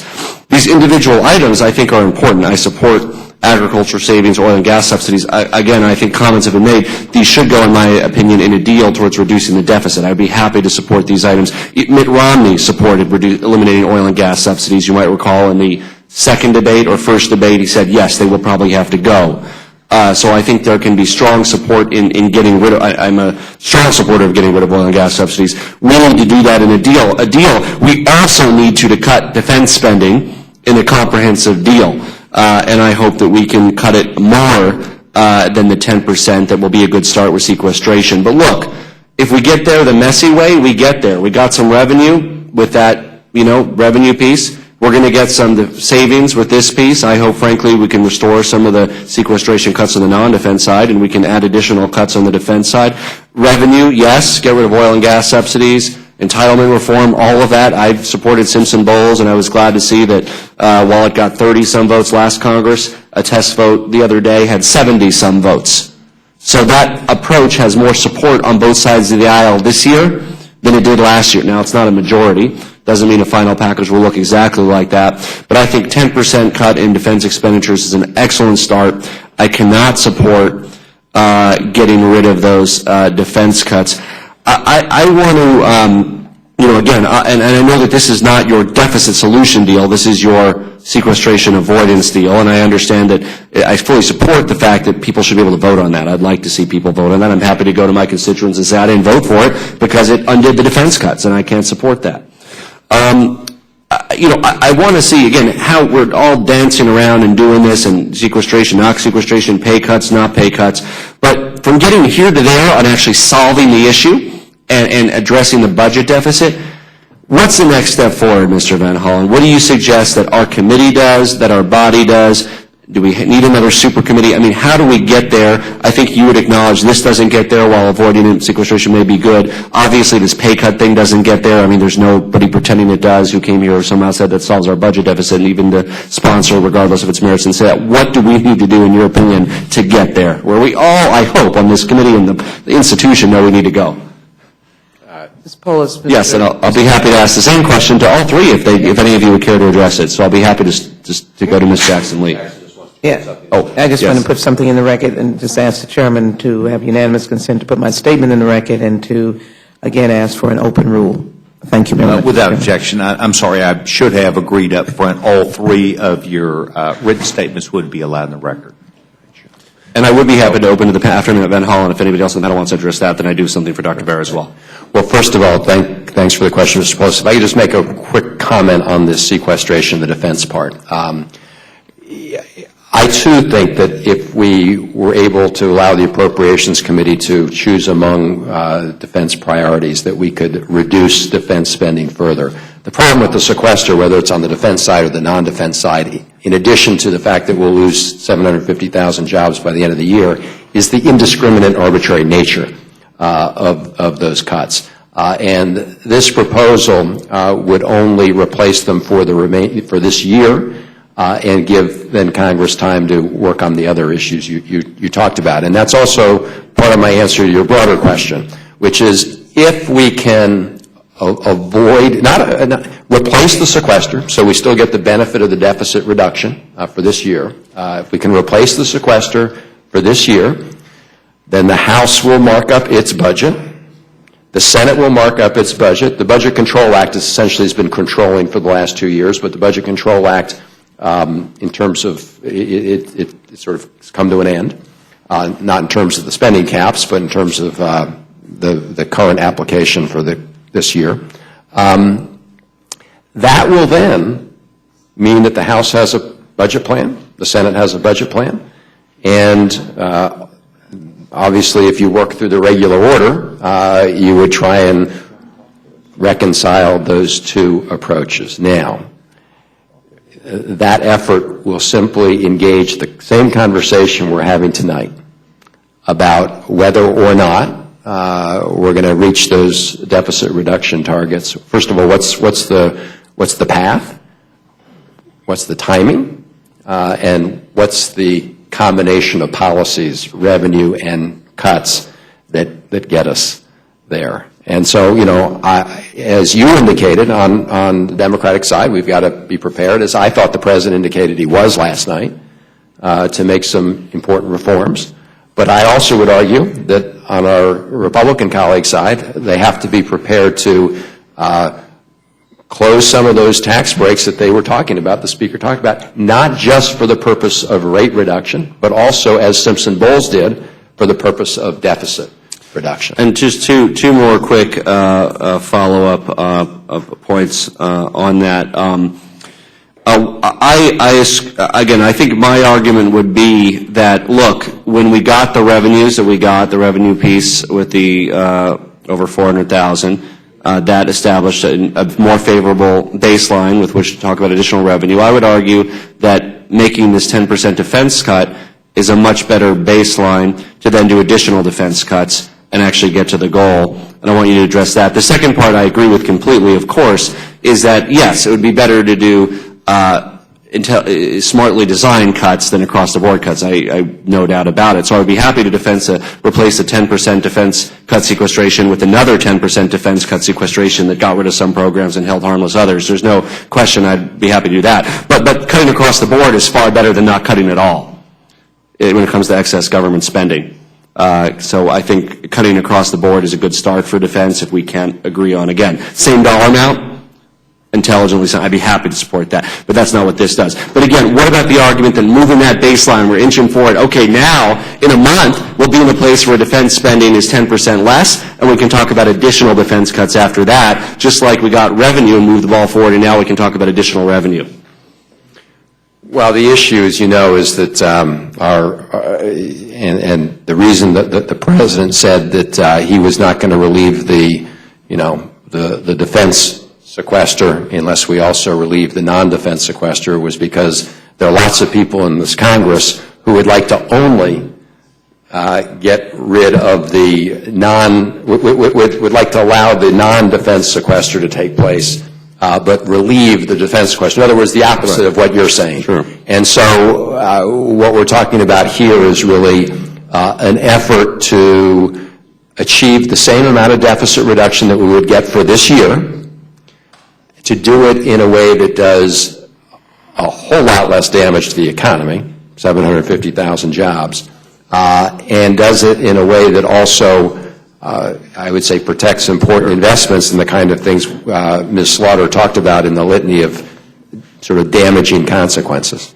Thank you. I certainly understand the perspective. I will absolutely support making your amendment in order. I hope that that's what this committee does. Again, as I indicated, I don't support the actual amendment itself because I believe that just as we've moved the ball on the revenue discussion, having a new baseline for defense in a month from now, we'll be talking about additional cuts on top of the 10%. I think that helps us get there.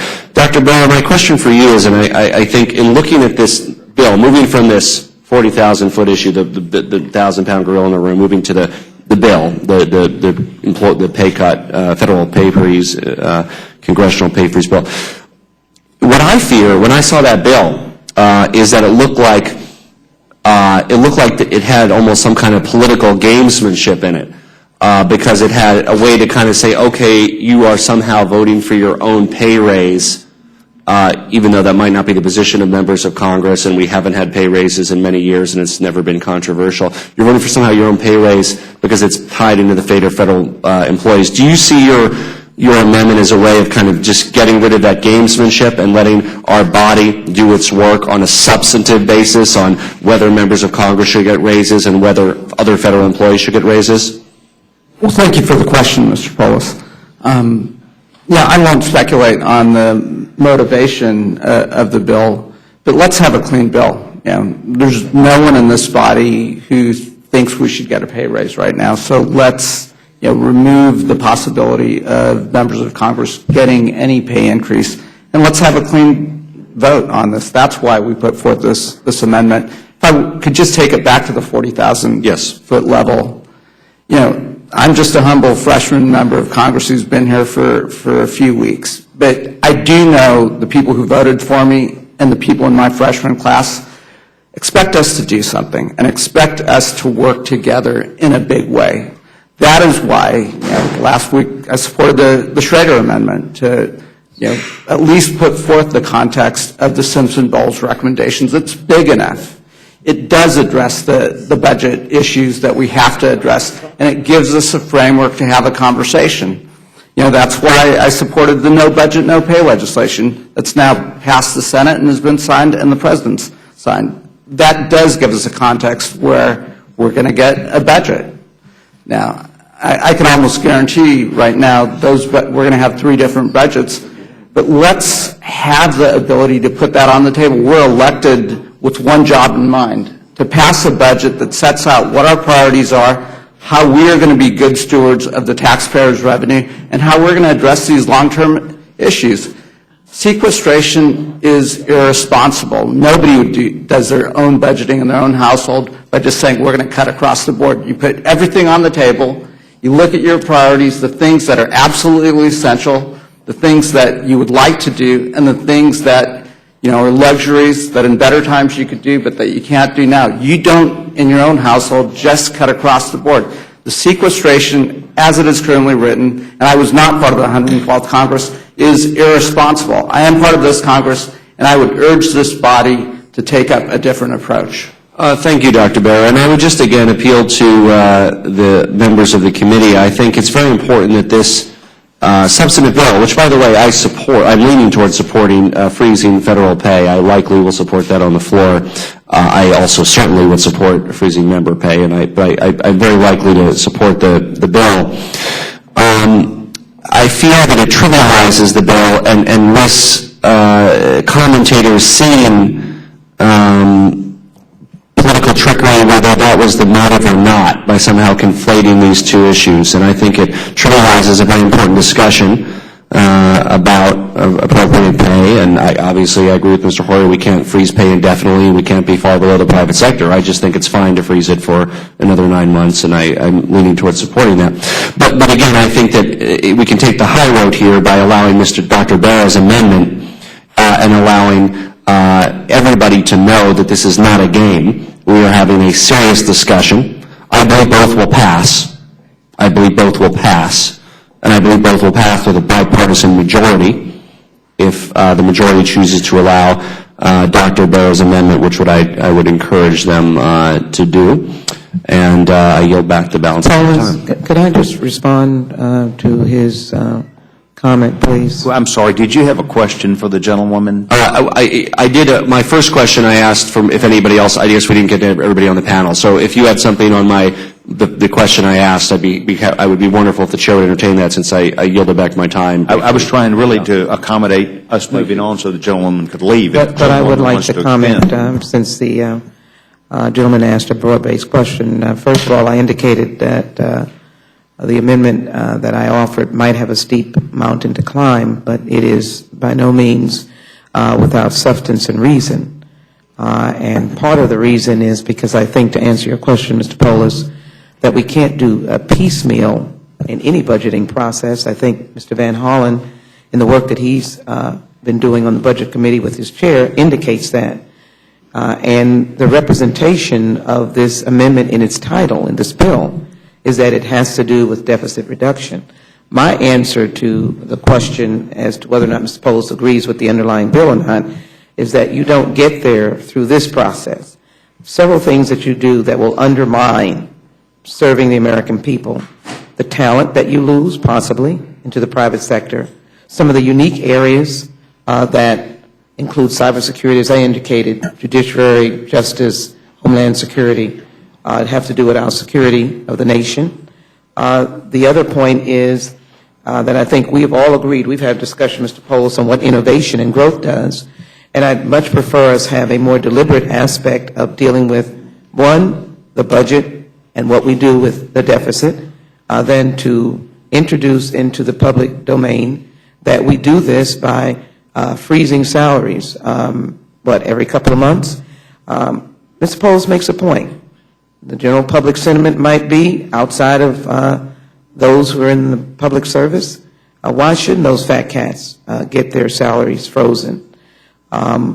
We all should look at how we can be most fiscally responsible, but this has been a concerted effort to deal with our federal employees, and we have not looked at the broader picture. So my amendment, if it doesn't come across as anything else, it is a pause. We attempted to pause with the Finance Commission, the commission that came about with the sequester legislation, and we didn't pause. We weren't successful. Simpson-Bowles. But this is to pause and say, can we have a comprehensive approach? Certainly, the amendments that the gentlemen have offer that. Some of us may agree in some of the elimination of the subsidies that are offered here, disagree or agree. But my amendment says pause and let us look at a comprehensive approach. And that's why I've asked for an open rule, and I was also asking whether others of this committee had questions of me. I thank you for the time. Gentleman yields his time, or is he wish to continue? Gentleman yields back his time. Are there further questions, anyone from the committee? Mr. Nugent. I have one question. The 750,000 jobs that you referred to, can you give me an idea what sector that comes from, or is it? From Dr. Elmendorf, the head of the Congressional Budget Office, was it's throughout the economy. In fact, his testimony was that the cuts to non-defense would, on a dollar-to-dollar basis, produce just as much job loss. I mean, the idea is that as the economy continues to recover, you have $85 billion less flowing into the economy over a fairly short period, March 1st to the end of the year. That obviously means $85 billion fewer dollars that people have in their pockets to go and purchase goods and services at the store, and that means they hire less people. So I was 750,000 jobs is obviously a big number. I would say that, as I indicated earlier, Mr. Cantor last September, the Republican leader, cited a study showing 200,000 jobs lost in Virginia. I think he was primarily focused on defense jobs at that time. But I should be clear, these jobs I'm talking about, and Dr. Elmendorf, these are not federal employee jobs. They will be furloughed under this, but the 750,000 jobs lost are not federal employees. These are other people in the private economy who will lose their jobs. Well, just within the Army alone, if sequestration hits, 3,000 subcontractors will be affected and will lose their 3,000 subcontractors. 366 businesses will be at high risk of bankruptcy. HASC is saying almost 1 million folks will be displaced on top of what we already have in regards to unemployment. We're starting to see some employment increases. This is going to drive us back in, whether you like the military or not, this will crush most of our economies. You know, I go out and visit. We have so many small subcontractors, not the Boeings and the Lockheed. We have the small subcontractors that can't absorb that kind of a cut. And so those that say, hey, listen, you know, we can just indiscriminately slash the military, they already took a cut. Am I right? Did they already take a cut? They did, Mr. Judge, and what I was saying is I agree with you that the indiscriminate across-the-board cuts and the cuts of the magnitude we're talking about in the time period we're talking about is not the right way to go, that we should go through the appropriations committee process and prioritize. And I agree, and I think that hopefully through regular order, we actually get appropriation bills move forward. I would agree with that. I have no further questions. Gentleman yields back his time. Are there further questions for our panel? On behalf of the committee, I want to thank all three of you for being here today. Welcome to your 101 course. If you wish to choose to come back, we'd love to have you.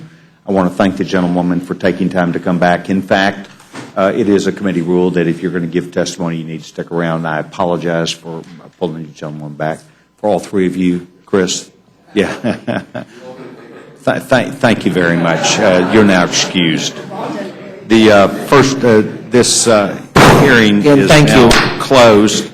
The first order of business is the adoption of the committee oversight plan for the 113th Congress. Chair will be in reserve of a motion from the gentlewoman from Grandfather Community, North Carolina.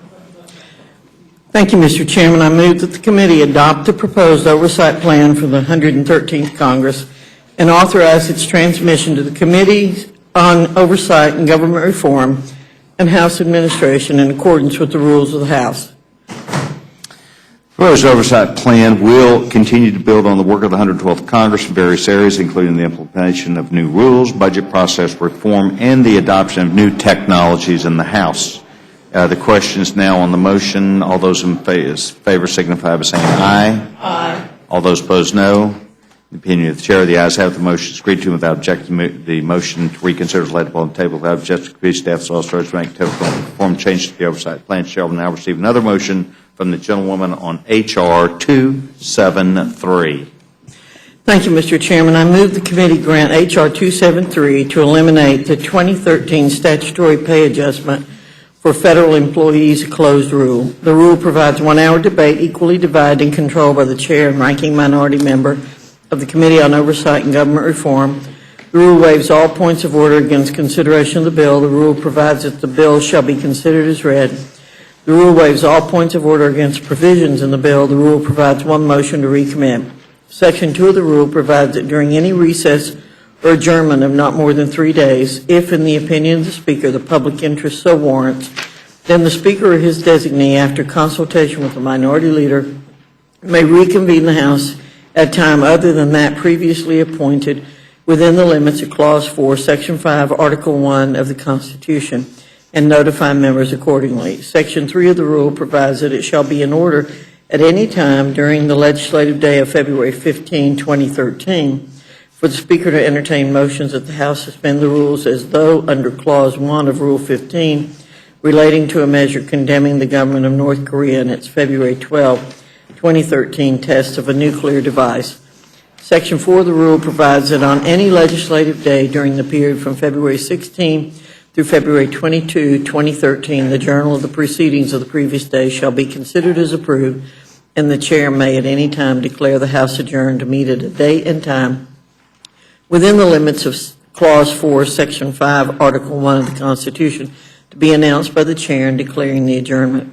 Finally, Section 5 provides that the Speaker may appoint members to perform the duties of the chair for the duration of the period addressed by Section 4 of this resolution as though under Clause 8A of Rule 1. Appreciate the motion. The gentleman from Georgia is now recognized to explain the rule. Thank you, Mr. Chairman. I did want to take just a moment because while this is a traditional closed rule in that it provides 1 hour of general debate controlled by the Committee on Oversight and Government Reform, it does a few other things that are not traditional. Thinking about regular order and the urgency with which some things come to our desk, this provides suspension authority for a bipartisan resolution condemning North Korea for its recent nuclear test. That text is online even as we speak, and that bill will be considered on Friday. This rule makes that suspension authority, puts that suspension authority in place. It also allows or includes routine provisions for the Speaker to manage the House during the district work period. Again, thinking about urgency, provides the Speaker with emergency authority to call the House back during a recess of less than 3 days for the remainder of this Congress. You will remember the Speaker had that authority last Congress. This rule reinstates that. And finally, again, it allows the House to consider this question on the pay increase, not the merit raises, not the bonuses, but just the civilian employee pay increase as implemented by the President's executive order. I thank you, gentlemen. Is there any further discussion or amendment to the rule? Yes, sir. Mr. Chairman, thank you. I have an amendment to the rule. I move the committee make an order and give the necessary waivers for the amendment by Representative Van Hollen. Number 9, which I am happy to co-sponsor, The amendment would replace the entire sequester for 2013 with savings from specific policies that reflect a balanced approach to deficit reduction. It also protects our most vulnerable citizens by asking those who earn over $1 million per year to contribute more, and eliminates agriculture direct payments and cuts subsidies for large oil companies. Mr. Chairman, we've only got 7 legislative days left before the sequester hits. We've all discussed the terrible things that are going to happen, the loss of jobs, and that many economists believe it will be worse than the Depression. This is the time to act, and I feel really sad. See that twice now we have turned down Mr. Van Hollen's request to replace the sequester, but we obviously are not going to do that. But Mr. Van Hollen's amendment was a balanced approach. It's the time, not enough time for sequester, it's time for solutions and time to work together. And so I move that we make Mr. Van Hollen in order. In fact, I plead that we make Mr. Van Hollen in order. Thank you, Mr. Chairman. Further discussion, gentlemen. Ms. Polis. Thank you. While I oppose Mr. Van Hollen's amendment, I strongly support making it in order, and I encourage the rest of my colleagues who might oppose his amendment to also vote for making it in order, as I will be doing here today.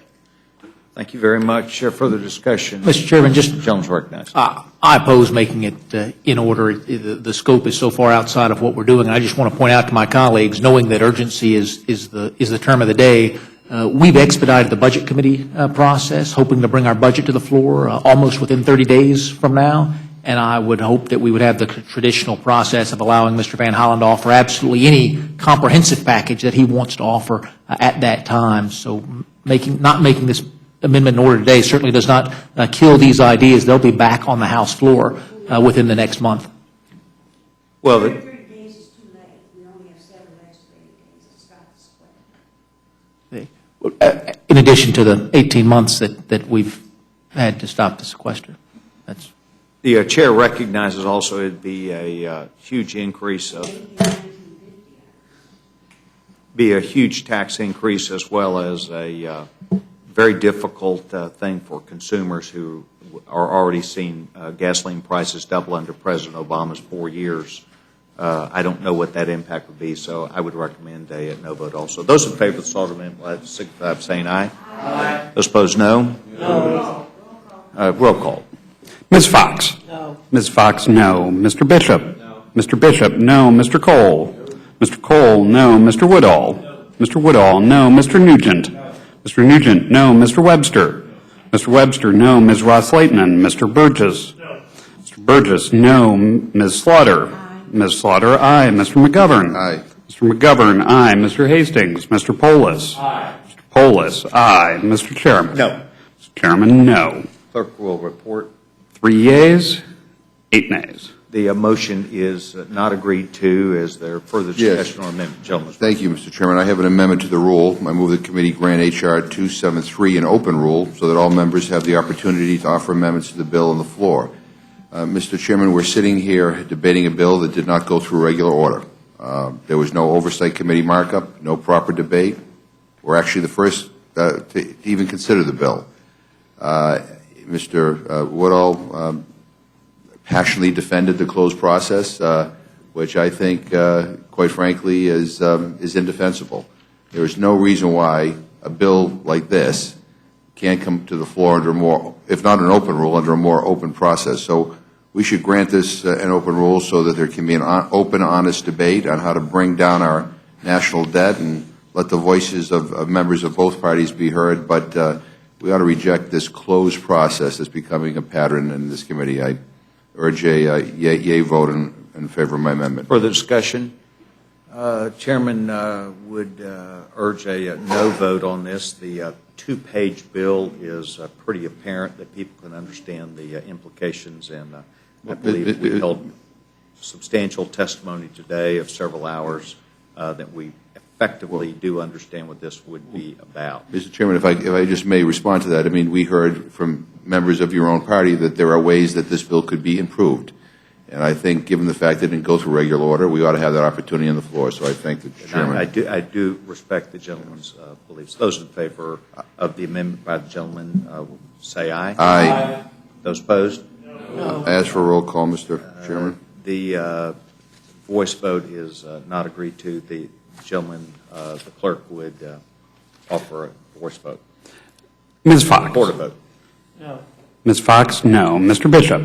Mr. Bishop, no. Mr. Cole? Mr. Cole, no. Mr. Woodall? Mr. Woodall, no. Mr. Nugent? Mr. Nugent, no. Mr. Webster? Mr. Webster, no. Ms. Ross-Leitonen? Mr. Burgess? Mr. Burgess, no. Ms. Slaughter? Ms. Slaughter, aye. Mr. McGovern? Aye. Mr. McGovern, aye. Mr. Hastings? Mr. Polis? Aye. Mr. Polis, aye. Mr. Chairman? No. Mr. Chairman, no. Clerk will report. 3 yeas, 8 nays. Amendment is not agreed to. Gentleman is recognized for further discussion on amendment. Thank you, Mr. Chairman. I have an amendment to the rule. I move the committee make an order and give the necessary waivers to the amendment by Representative Barra, number 4, which would sever the pay raise for members of Congress from that of federal employees, so that only members of Congress would be affected by the underlying legislation. Appreciate that. Further discussion. If I can speak to that briefly. I think this would help remove any whiff of politicization of the issue, and make it clear that these issues needed to be discussed on their merits and not as this kind of gotcha game back and forth. And so, again, I plan to support both. If it's allowed, I will support the underlying bill on employee pay as well as on member pay, and I think both will pass, and I think the Barra Amendment will allow that to happen, and yield back. Further discussion. Chairman would oppose the amendment. Those in favor of the Polis amendment signify by saying aye. Aye. Those opposed, no. No. The no votes. Recorded vote? Recorded votes requested. Ms. Fox? No. Ms. Fox, no. Mr. Bishop? No. Mr. Bishop, no. Mr. Cole? Mr. Cole, no. Mr. Woodall? Mr. Woodall, no. Mr. Nugent? Mr. Nugent, no. Mr. Webster? Mr. Webster, no. Ms. Ross-Leitonen? Mr. Burgess? Mr. Burgess, no. Ms. Slaughter? Ms. Slaughter, aye. Mr. McGovern? Mr. McGovern, aye. Mr. Hastings? Mr. Polis? Mr. Polis, aye. Mr. Chairman? No. Mr. Chairman, no. Clerk report. 3 yeas, 8 nays. The amendment is not agreed to. Further amendment or discussion. The vote is now on the motion from the gentlewoman from North Carolina. Those in favor signify by saying aye. Aye. Those opposed? No. The aye votes prevail. Gentlewoman asks for a recorded vote. Clerk. Ms. Fox? Yay. Ms. Fox, aye. Mr. Bishop? No. Mr. Bishop, no. Mr. Cole? Aye. Mr. Cole, aye. Mr. Woodall? Aye. Mr. Woodall, aye. Mr. Nugent? Aye. Mr. Nugent, aye. Mr. Webster? Mr. Webster, aye. Ms. Ross-Leitonen? Mr. Burgess? Mr. Burgess, aye. Ms. Slaughter? Ms. Slaughter, no. Mr. McGovern? Mr. McGovern, no. Mr. Hastings? Mr. Polis? No. Mr. Polis, no. Mr. Chairman? Aye. Mr. Chairman, aye. Clerk will report. 7 yeas, 4 nays. The motion is agreed to, and Mr. Woodall will represent the majority, and Mr. Hastings will represent the minority. I want to thank each of you and the staff for putting up with all that we have done today. It is a lot like that. I'd also like to let you know that we do not expect any other meeting this week. With our business being done now, the committee is closed.